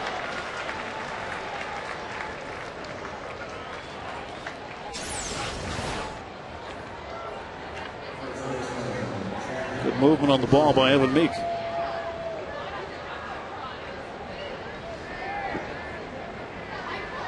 Kind of a resigned departure. It's the million-mile stare. He just stared off into the distance. You know, there are so many things a hitter would like to say at that moment in time, but they know better. That stare might have also indicated, I just can't hit that pitch.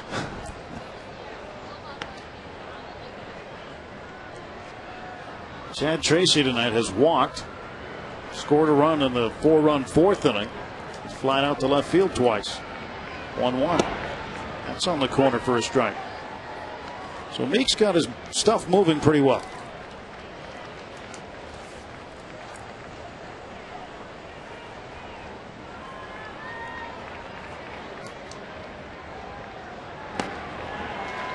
That'll work.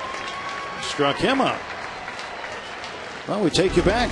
It was 2004, the 18th of May. The Diamondbacks then in purple and black in Atlanta. And Randy Johnson was mowing them down, one Brave after the next.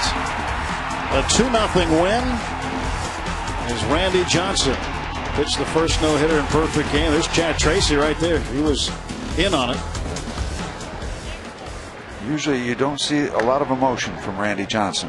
Very much the professional, goes to work in his office, but you got to let it loose then. If you don't let it loose then, it's never going to happen. Wonderful, wonderful performance by future Hall of Famer, a lock Hall of Famer, Randy Johnson. 45 years old. Remember him first as a very young man with the Montreal Expos. 0-1 pitch. And that one's low. Jeff Karstens found a way to hit off him last year. Yeah, 2 base hits and almost no-hitter. 1-1. Misses outside and low. 2 balls and a strike to Chris Young. That was the second start for Karstens. He had pitched extremely well against the Cubs in his first start, and then had that gem, and that had a lot of people running for their TV sets. Watching Jeff work. Phoenix.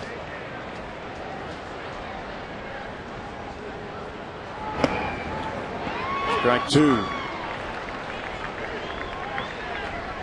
Chris Young popped out foul, 2-run home run, and he walked. Center fielder hitting in the 8th spot for Arizona. Count full 3-2. Well, we need Evan to strike this guy out just to have something to smile about and feel good about, because it's been a long, tough night for the Pirates. Man of the hour right now. 3-2 pitch. That one just misses, ball 4. And an opportunity to get out with the pitcher to lead off the next inning has gone by the boards with a 2-out walk. Oh, Petit coming to the plate. 0 for 3.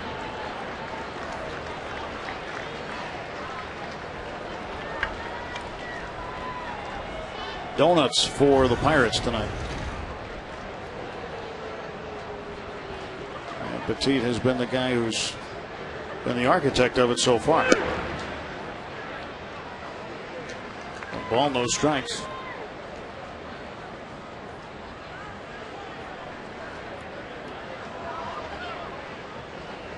He's got some emotions running around right now.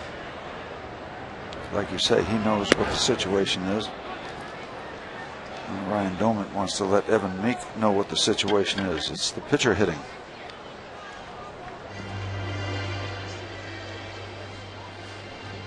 Well, this Friday, new opponent comes to town. It's the Cardinals, and the Bucs will take on St. Louis. It's a $1 dog night. Compliments of Sugardale and Saloni's Italian bread. Also, all fans in attendance will receive a Pirates cooler bag. Compliments of Honeysuckle White Turkey. Get your tickets, 1-800-BUY-BUCKS, or visit pirates.com. Nice job by Brandon Moss there. He looked like one of the models from The Price is Right. Yep, he was a late night pitchman. Well, maybe he doesn't look that much like the models from The Price is Right. No. And Petit walks. Meek, 2 strikeouts and 2 walks. And now Young down at second base in scoring position. Joe Kerrigan will rush out there to visit with Meek. We saw a lot of this last night. Jeff Karstens, I believe, retired the first 2 batters, did he not? Before he gave up the 4 spot. And now Hanrahan comes in, 2 quick outs, and then a run. Now 2 quick outs by Meek, and he walks the next 2 batters. Well, next weekend you can catch another edition of Inside Pirates Baseball. Get the inside pitch on your favorite Buccos on and off the field. Inside Pirates Baseball, driven by your Western Pennsylvania Chevy dealers and Geico. Airs Saturday at 6 here on FSN.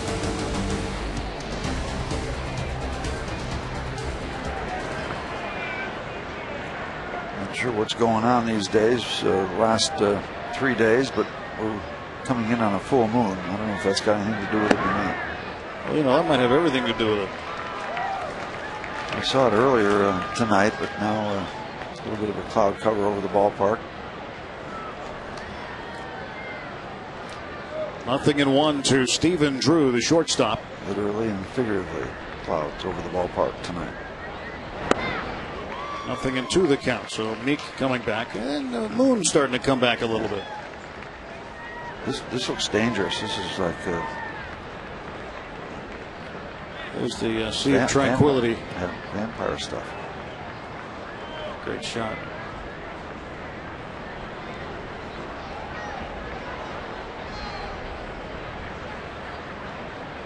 Oh, 2. Right back at you. Oh, what a play by Evan Meek. Self-defense. And Evan Meek records out number 3 the hard way.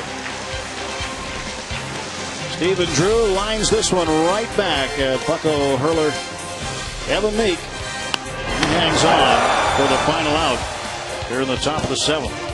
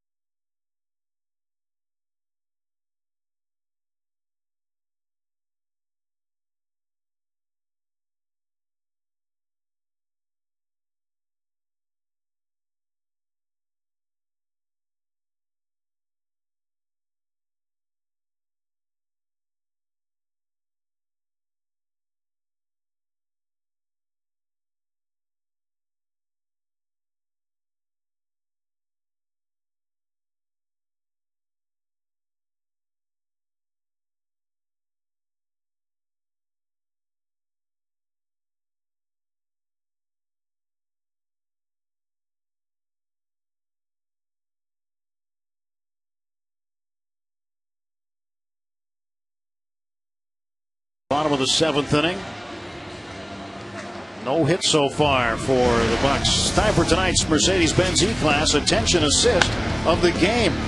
Ryan Roberts takes a base hit away from Garrett Jones in the 1st inning. Had no idea how big a factor that would be as we come to the bottom of the 7th inning. And what a great night for Petit, also for his second baseman. Facing Jones again to start the inning. And Jones swings and pops it up. Right center field. Chris Young with it.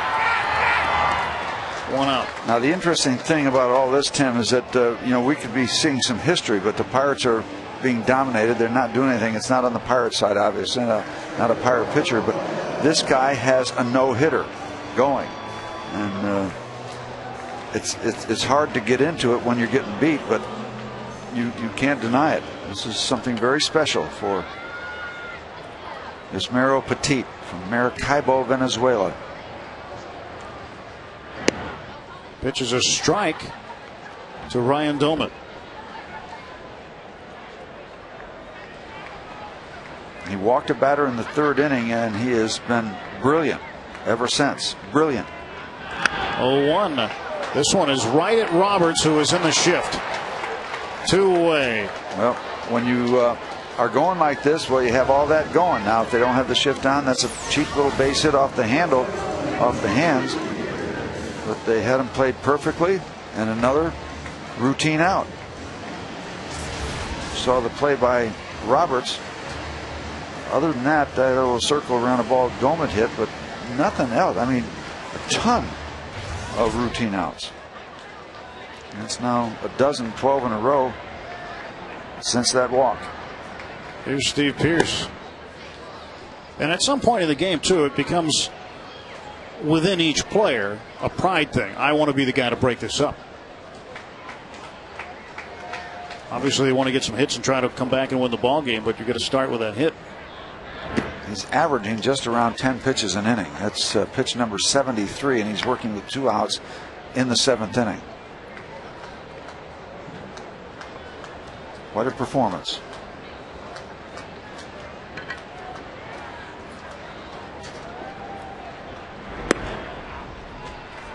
This is the dream of every pitcher.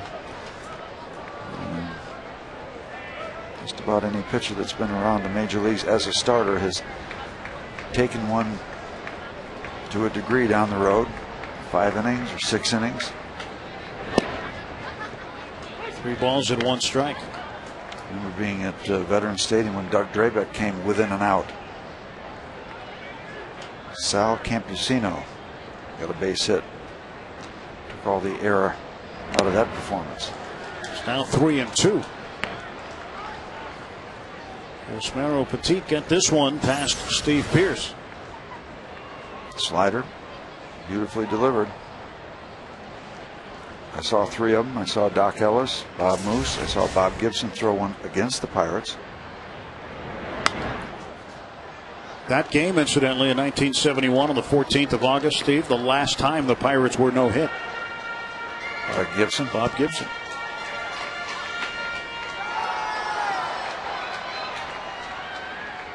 Moose was against the Mets at Shea Stadium. Ellis against the Padres in San Diego. Maz made a saving play. Pierce fouls it back. 2 no-hitters thrown in the big leagues this year. Mark Burley, the White Sox, a perfect game. And one of the more unlikely guys, a guy who went from the bullpen to the rotation to fill in for the injured Randy Johnson, Jonathan Sanchez of San Francisco. His first start, he throws a no-hitter. That was on the 10th of July. Burley's on the 23rd of July. And a base runner for the Pirates as Pierce walks with 2 outs in the bottom of the 7th. Breaks that particular string of a dozen retired. I can't speak from experience. I took one just into the 7th inning, 6 1/3 or something like that. It's hard for me to even imagine what's going on inside this young man as he works here in the bottom of the 7th, and he's 1 out away from really getting a look at that finish line, the 8th inning. Pitch in for a strike. Now you got a lot of people involved beside Petit also. You got Dana DeMuth behind the plate calling balls and strikes. That's an issue. You've got all the defenders out there thinking that they need to make a play to save it, or wondering if they're able to make a play, hoping that they can.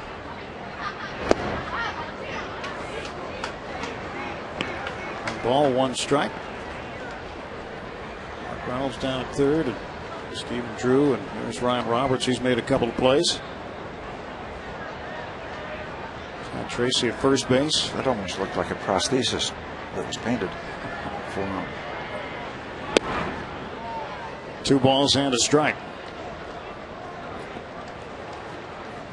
They all know what's going on.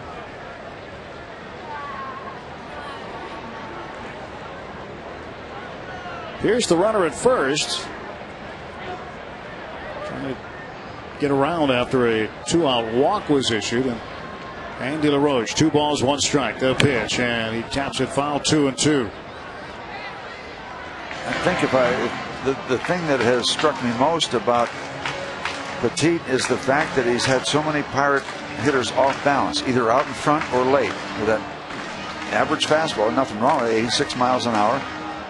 But they've been late on that and out early on the off-speed stuff. So that's the fundamental. That's the foundation of pitching.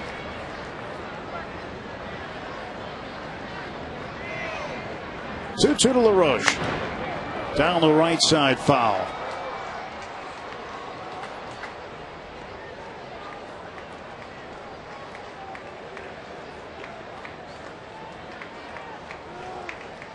Well, these things are so rare in baseball. Even getting to this point in the game is very rare in baseball, because you don't see many starters going this deep into games anymore. Last time out in 6 innings, he threw 92 pitches. He's going to throw his 85th here in the 7th.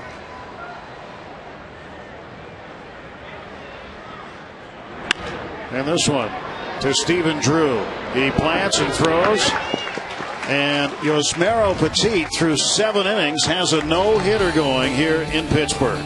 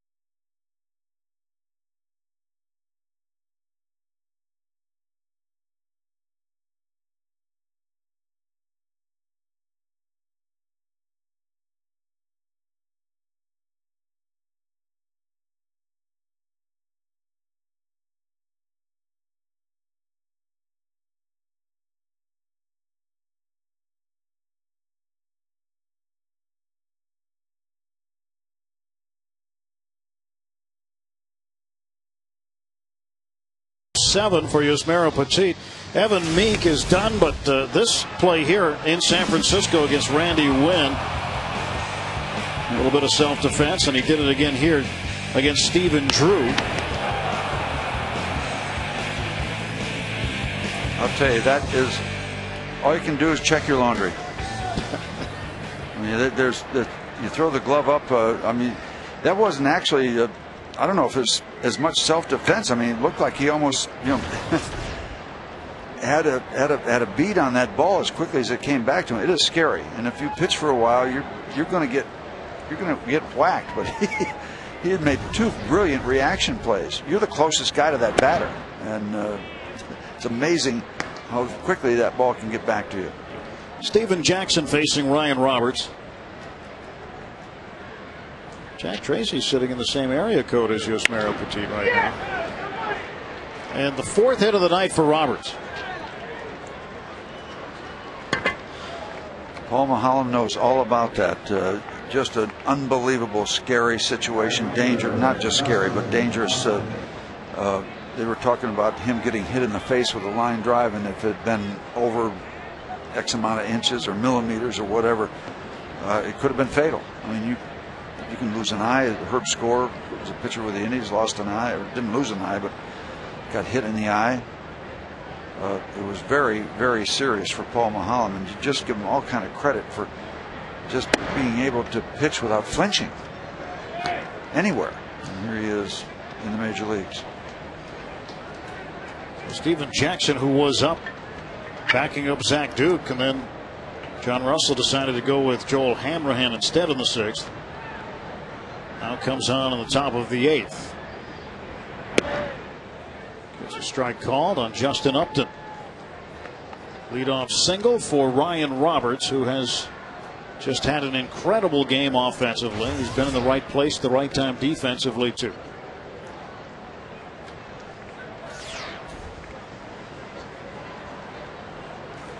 1-1 pitch.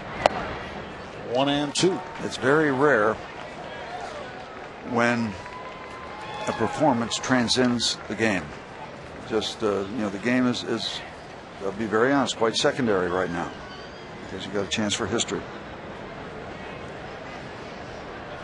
Performance can transcend the game. 1-2 pitch, and he struck him out. This Thursday, the Pirates will play the Diamondbacks again at 7:05, and it's a T-shirt Thursday. Jason Chavez shows us the T-shirt that all fans will receive, sponsored by LaRoche College. Whenever they come to the ballpark, that's what they're going to get on Thursday. The Pirates have another T-shirt Thursday. For tickets, Pirates.com or call 1-800-BUY-BUCKS.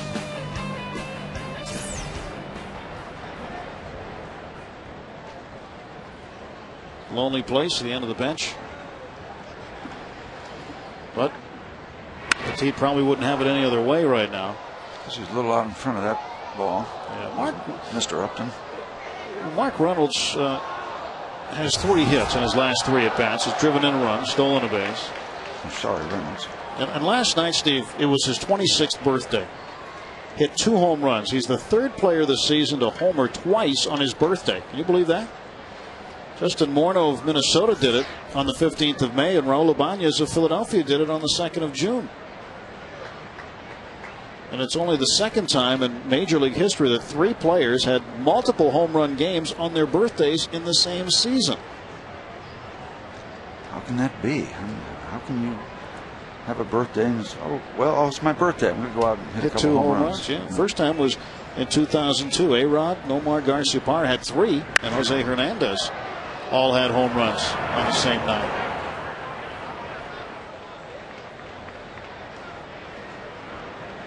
So 26-year-old Mark Reynolds, who has hit in 14 straight games.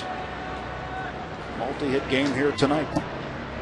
1 out and 1 on for the Diamondbacks in the 8th. 6 runs on 12 hits for Arizona. They've left 10. Pirates have left 3 but have no hits.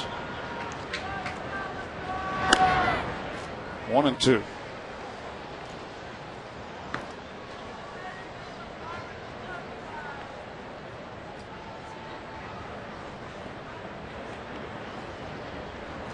And on the night of a full moon, strange things can happen. And they are. 1-2 pitch. Little tapper foul up the left side.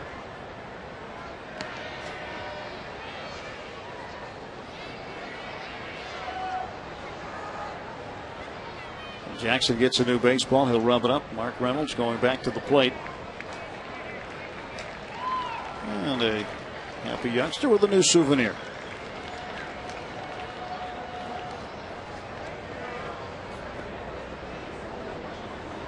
See, that guy caught it. The guy with the hat right there. Yep. Thank you. Gave it to the kid. Did the right thing.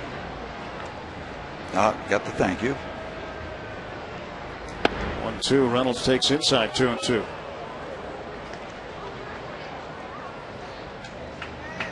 Give the kid a ball or get the kid a ball at a game. He'll be a fan for life.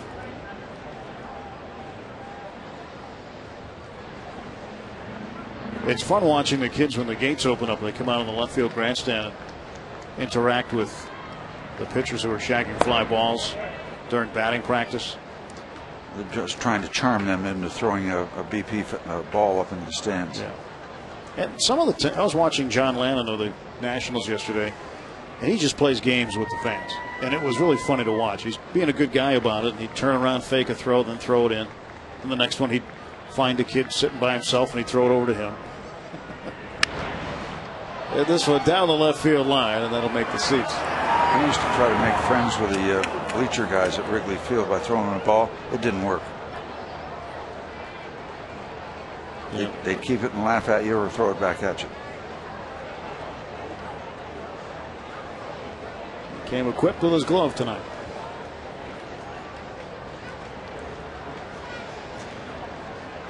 He's a Pirate Bandit right tough there. night for that serious Pirate fan. 3-2 pitch. And Reynolds fouls it away.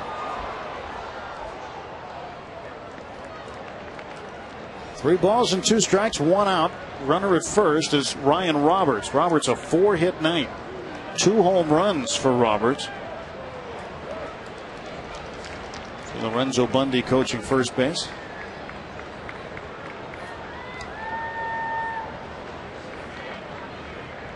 Jackson ready. Here's the 3-2 pitch to Mark Reynolds. And he got him. 141st time this season Mark Reynolds has struck out. 2 strikeouts for Jackson. 2 men out for Gerardo Parra. Pirate pitchers have recorded, 2 strikeouts in each of the last 3 innings? Now Meek got Snyder and Tracy in the 7th, and now Jackson gets Upton and Reynolds, the 3 and 4 hitters, in the 8th. And did Hammerhand get Roberts and Para. Hand got Roberts and Para. You're right. But as they say, the horse is already out of the barn. So Jackson will have his spot come up third this inning, trying to finish his outing strongly.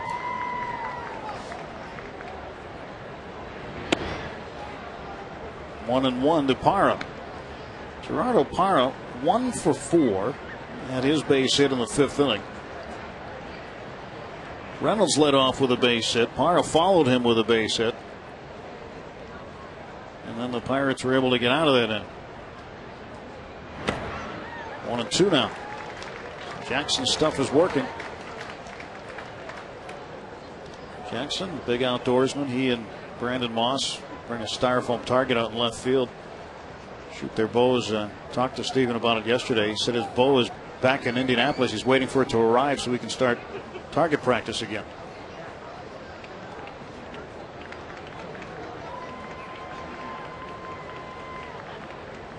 Now the 1-2. And he struck him out, so he strikes out the side after giving up a single to Ryan Roberts. Yusmeiro Petit coming out to pitch the bottom of the 8th.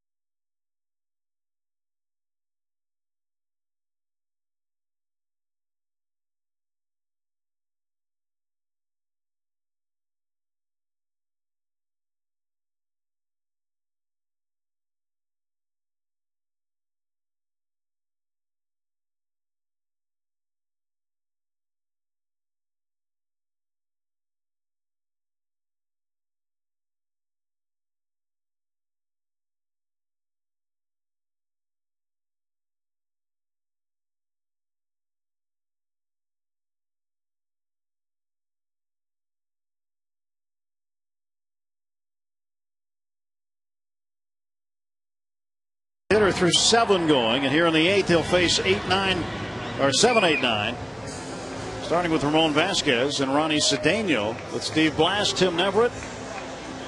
A lot of zeros in that line for Yusmeiro Petit. And a lot of eyes all around the baseball world. Right, checking this one out. Vasquez popped up to the shortstop Stephen Drew in the 3rd, and then flied out to Upton and Wright in the 5th. 3 strikeouts, 2 walks to this point. A total of 3 base runners. Here's the 1-0 pitch. And a strike is called. 1-1 to Ramon Vasquez. 86 miles an hour on that fastball. Again, it hasn't been so much the overpowering fastball, but it's been placement. 1-2 now.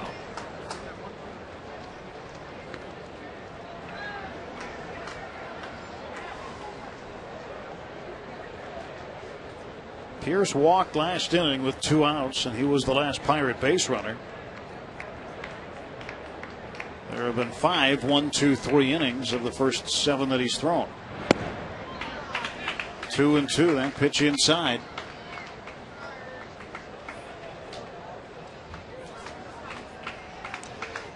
Yusmeiro Petit throwing pitch number 90 right now, and it is high for ball 3. 3-2.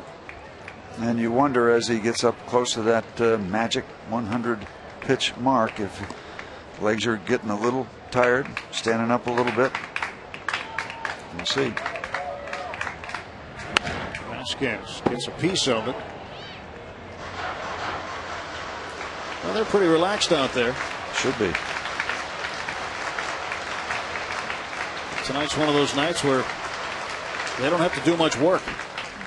This would be his 9th major league win, but that's secondary because it could be something extraordinary. 3-2 pitch just misses. That was very close, and catcher Chris Snyder popped out of the catcher's box and looked back at home plate umpire Dana DeMuth. Yeah, he's got a beef here. You're going to get that kind of pitch a good bit of the time, because by the time it gets to the glove, it has already gone over home plate a little earlier. And I would think that Mr. DeMuth is hearing it from the Arizona dugout. A leadoff walk. The 3rd walk issued by Petit. And Ronnie Cedeno will take strike 1. Delwyn Young has grabbed a bat. And he is out on deck now, so he'll hit for the pitcher Jackson. But Cedeno now, no balls, 1 strike. 8th inning of a no-hitter. Cedeno now 0-2.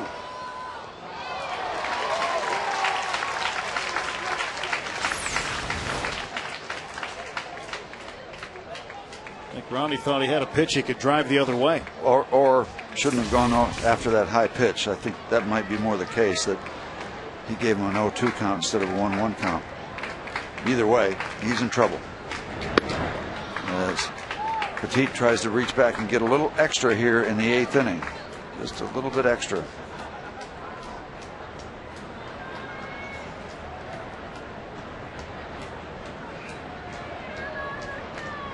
There's Merrill Petit, stretch, and a 1-2.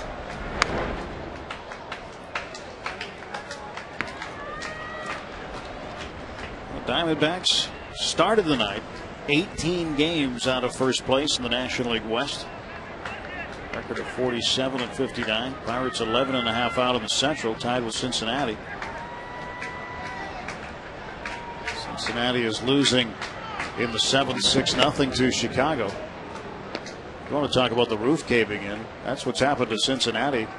If Chicago holds on, that'll be 11 of the last 12 down for the Reds. 1-2. Cedeno, base hit. Ronnie Cedeno in the bottom of the 8th breaks up the no-hitter. And now you might see Mel Stottlemyre. I don't know, many times a pitching coach, when the no-hitter magic is broken, you'll go out and just see if you can settle your pitcher down. And the crowd here at PNC Park saluting the effort. Yeah, there's going to be a visit, and that's the right thing to do, because all of a sudden that is gone, and you got to make sure your man still has his feet on the ground. And nothing cheap about it. The big save came in the 1st inning off the ball that Jones hit, but nobody was thinking along the lines of a no-hitter then. But here it is, and looked like a pitch that was upstairs, and Cedeno, like a good major league hitter, just hits it flush right on the button out to left field for the base hit. 2 on and nobody out. Pirates will not be no hit tonight. And as a result, there's activity in the Arizona bullpen now. Delwyn Young, he takes strike 1. So it is 7 innings plus before the no-hitters broken up. Special night nonetheless for this young man. And Young pops it up right side, back of first. Chad Tracy make the catch. It's the infield fly rule, so Young is automatically out, and the batters, or the base runners rather, would advance at their own risk. Anything popped up in the infield, runners on first, second, or first, second, and third with less than 2 outs is the infield fly. And no need to take any risks when you're down 6-zip.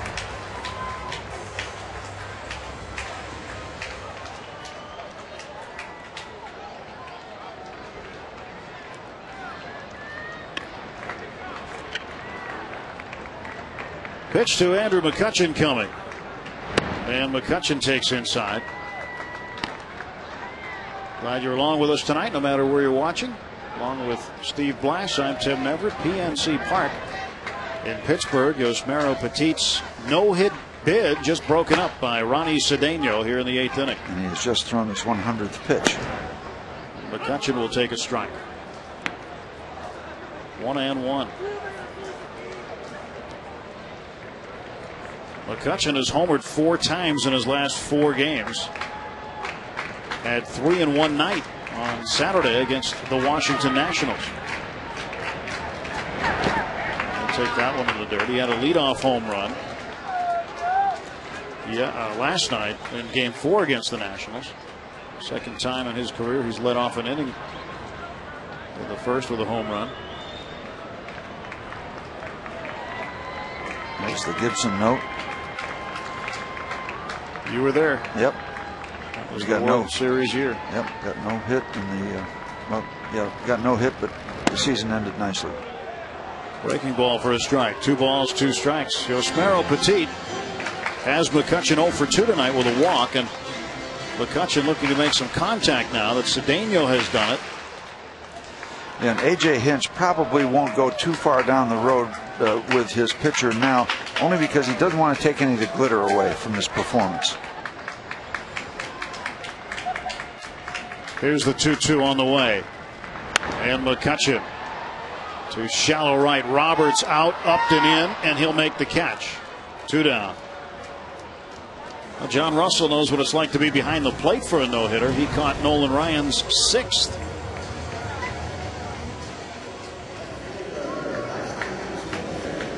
Catcher has a lot to do with a no-hitter. I mean, we talk about Petit, but we haven't really given the catcher tonight, Chris Snyder, enough credit because of the way he handles the pitcher. They work together. He calls the pitches. Here's Lasting's Millage and his shoelaces at the plate.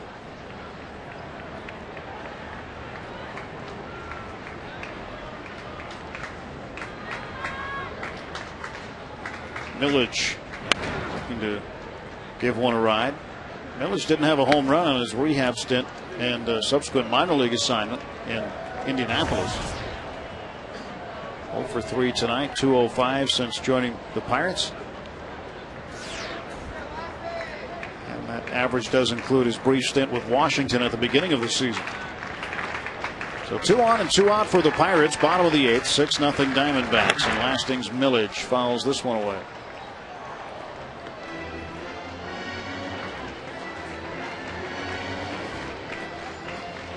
You like that number, 85? Yeah, if he hits well, sure do. Doesn't matter the number as long as he hits well. That's right.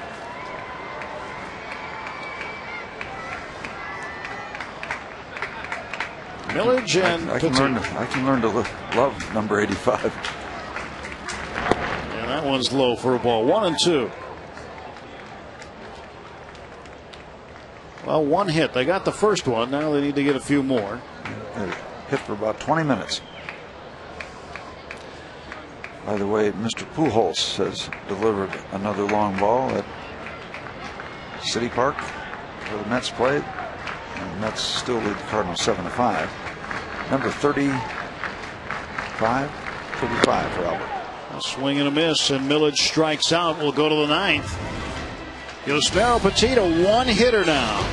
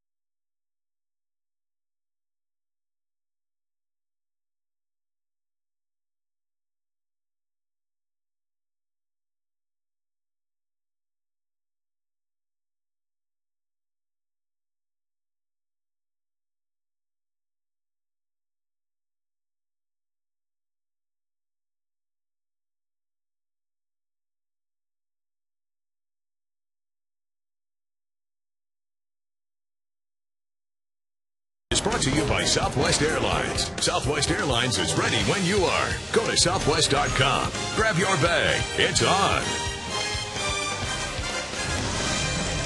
Back at PNC Park, top of the ninth inning. One hitter for Yusmeiro Petit at this point in time. Pirates will hit in the bottom of the inning. Now Matt Capps is on to work against the Diamondbacks in the top half of the ninth. The numbers for Matt as he follows Steven Jackson, who gave up a base hit and then promptly struck out the side. So the Pirates been racking up the strikeouts the last 3 innings, but the early lead, 1 in the 3rd and then the 4th spot in the 4th. The offensive work for the Arizona Diamondbacks. And Chris Snyder, the catcher, 0 for 4, reached on an error in the 2nd inning. He's gone to center field twice, struck out looking in the 7th. His 4th appearance after missing 30 games due to a lower back strain. So Snyder comes back tonight and does an exceptional job handling Petit. And Capps delivers, and this one is hammered foul and out of play.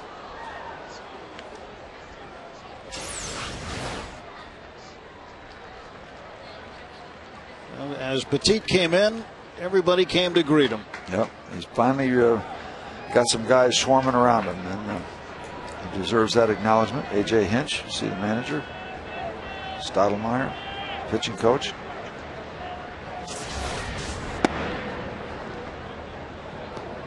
Ball 1 strike.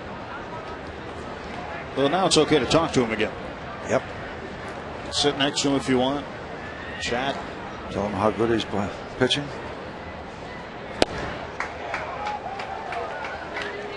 One and two. Yeah, see now there's, Alex Romero's over there. He's getting a little handshake, hugs. 15 minutes ago, he had a force field around him. Ronnie Cedeno breaking up the no-hitter.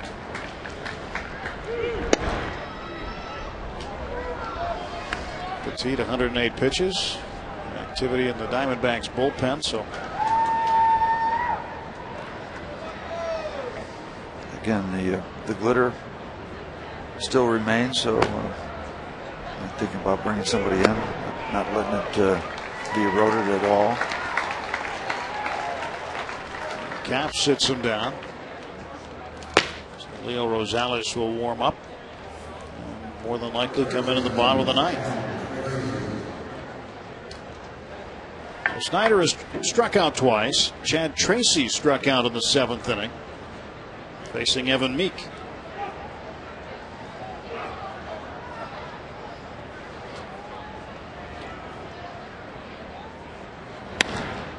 He lines one into right field. He gets on the hit parade.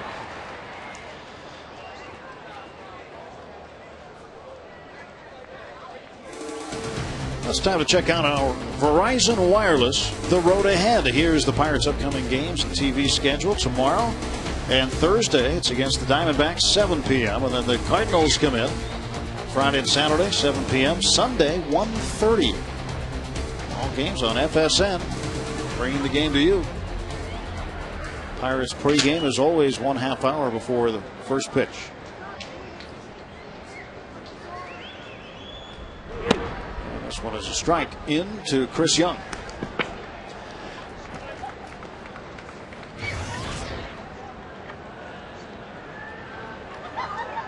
Nothing in 1 the count to Young with Tracy aboard and 1 out, and Matt Capps delivers. It's outside, ball 1. 1 ball, 1 strike.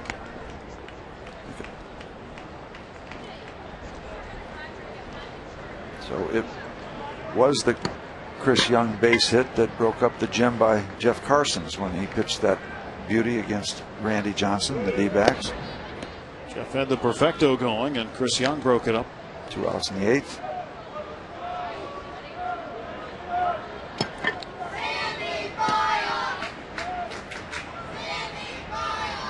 Two balls, 1 strike, and 1 out, and Young looks out at Capps. Cuts and misses for strike 2. 2-2. And Chad Tracy at first base. You can run all day if he wants. Pierce not holding him on. And he's got a huge lead.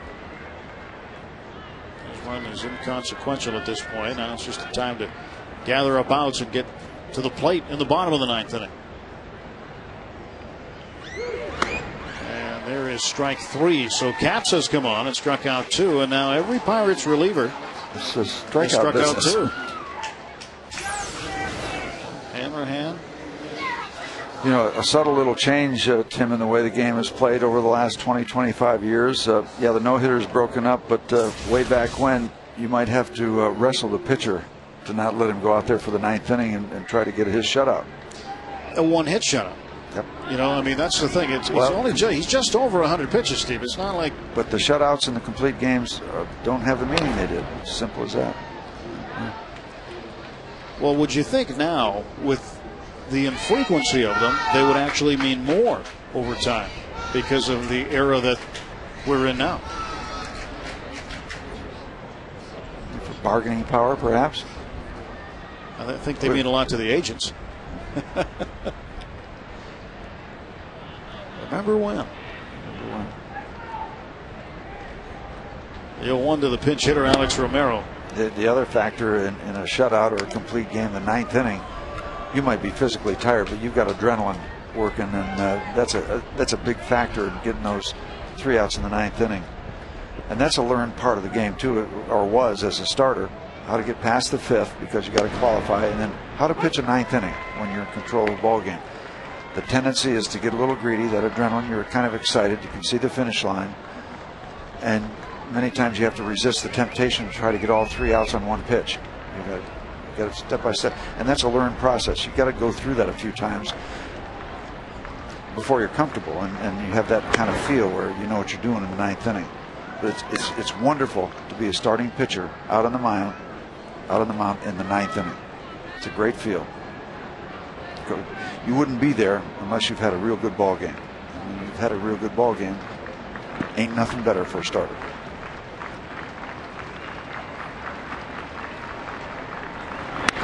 And Romero to right field.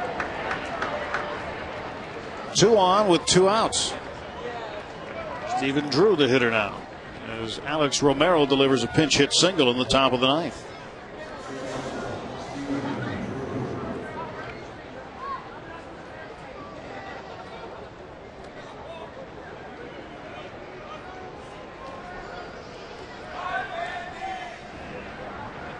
Two men out. Romero at first base. Down at second, Chad Tracy, and Matt Capps trying to retire Stephen Drew. Last time up, Drew faced Evan Meek. He hit a bullet right back to him, and Meek was able to catch it. Now, who's older, JD or Stephen? JD is the older brother. JD is older. Yeah. Remember the story when he did not sign when he's drafted high by the Phillies? All the furore.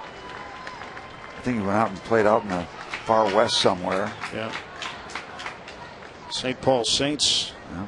That was quite a story. Yeah. All the Temple Owls were really upset with him.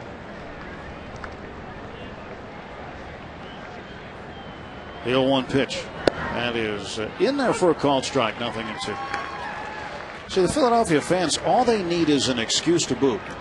And they have it in J.D. Drew whenever he shows up. Well, I can't remember why, but I didn't like it either. They didn't sign. They offered him a ton of money, and he didn't sign. Yeah. Here comes the 0-2 to Stephen Drew. He'll do it again.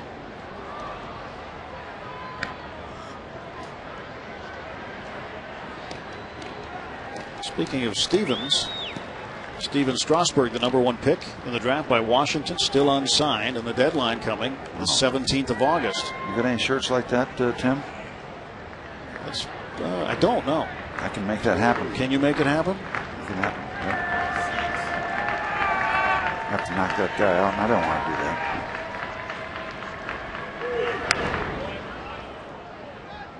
That looks like Steve a little with the earring. With the earring, I beg your pardon.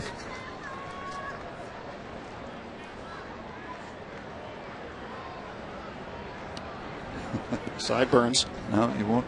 You won't see this. You won't see the ring. You won't see the ring. There's our Bucko logo. It is changed.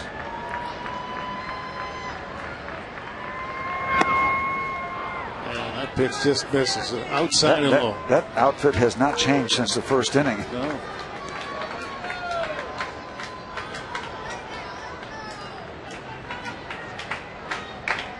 Is he getting ready to rob a bank or what?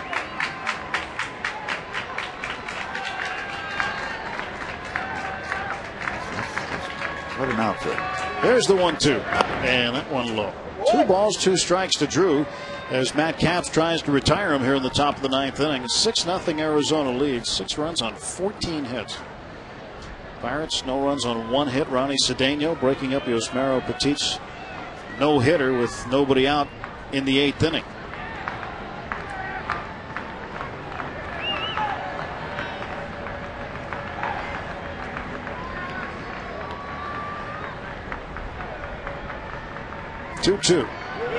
And this one to right field. Jones coming, and he makes the catch. Terrific catch by Garrett Jones to retire Stephen Drew. Last wraps for the Bucks coming up. A sliding grab by the Rookie of the Month for July.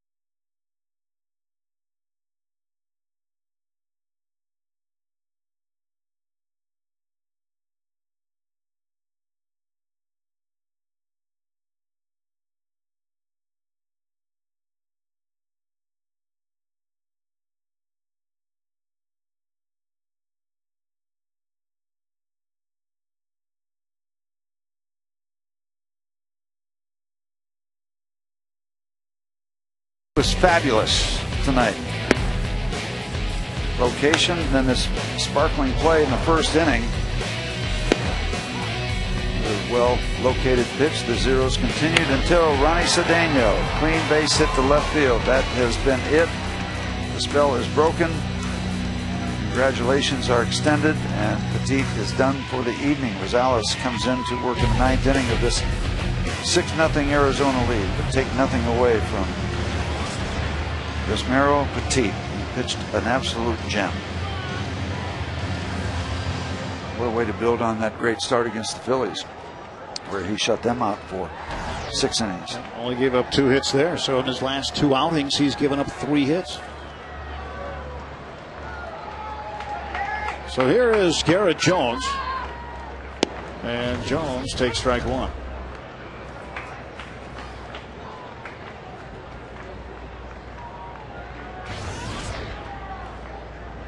Jones made a nice catch to end the inning, robbing Stephen Drew. And they have gone back to the Garrett Jones shift. The Diamondbacks have. They didn't do that the first time he was up. First couple of times he was up, actually. And now they've left the entire left side of the infield open for him, pretty much, with Mark Reynolds playing shortstop and shading second base. They got Stephen Drew on the right field side of second. So the shift, and where Roberts is in right field, the second baseman.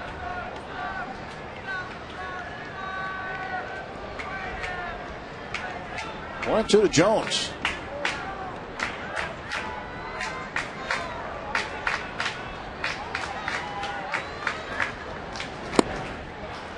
Garrett Jones down on strikes, one away. Let's take a look at our news from around Major League Baseball in case you missed it. National League Players of the Month: Ryan Ludwig of St. Louis, Wally Rodriguez of Houston. American League: Bobby Abreu of the Angels, Jared Washburn of Detroit, Tom Gorzolani. His first start as a Cub, 7 1/3, 2 hits, 1 run, and 6 strikeouts. And Kosuke Fukudome of the Cubs, 2 out of 5 with a home run, 2 runs batted in. Cubs leading Cincinnati 6-1 in the 8th, which is perhaps the only redeeming thing about tonight for the Pirates, is the fact that they will keep pace unless Cincinnati comes back in that ball game. They'll keep pace with the Reds and try again tomorrow night to get out of the position they're in the standings. They could move ahead of Cincinnati with a win and a Reds loss. Get a full game on. 1-1 pitch to Domet, 1-2.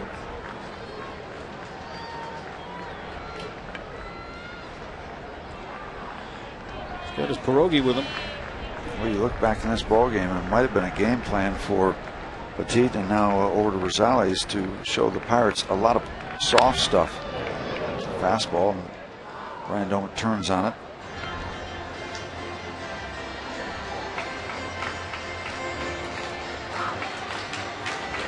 Whatever the game plan was coming in, it has worked. 14 hits for Arizona. 1-2. Top foul. And again, the changeup. A.J. Hinch, when he took over as manager, he took over for Bob Melvin, who was fired after the Diamondbacks got off to a horrible start.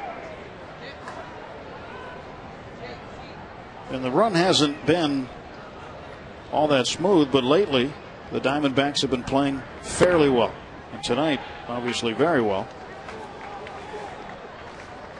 But Hinch came in from the front office, put a uniform on, which drew a lot of surprise from people around baseball, figuring it would be someone in uniform who would end up taking over the managerial reins.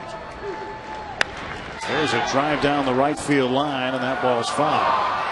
And Hinch had no managerial experience whatsoever when he took the job.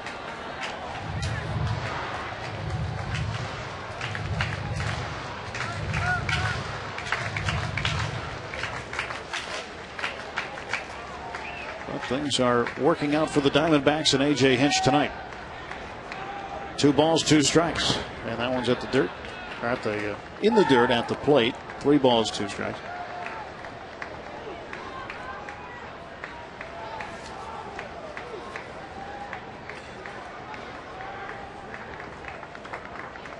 Ryan Domet's last home run. Well, that must be the boy wonder on the left. His last home run was on the 23rd off Dan Herron of Arizona. He strikes out there. And the Pirates down to their final out tonight.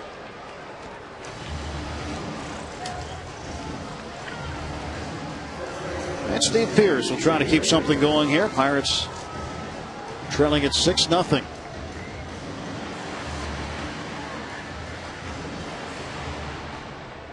Pearce walked his last time up in the 7th. 0 for 2.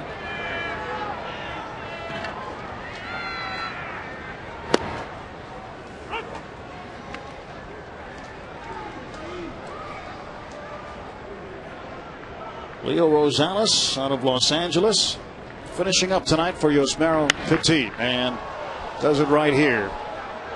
Pearce gets it in the air to left, now to center. It's Chris Young. Calls off Parra at the very last moment, and that'll do it. Ball game is over.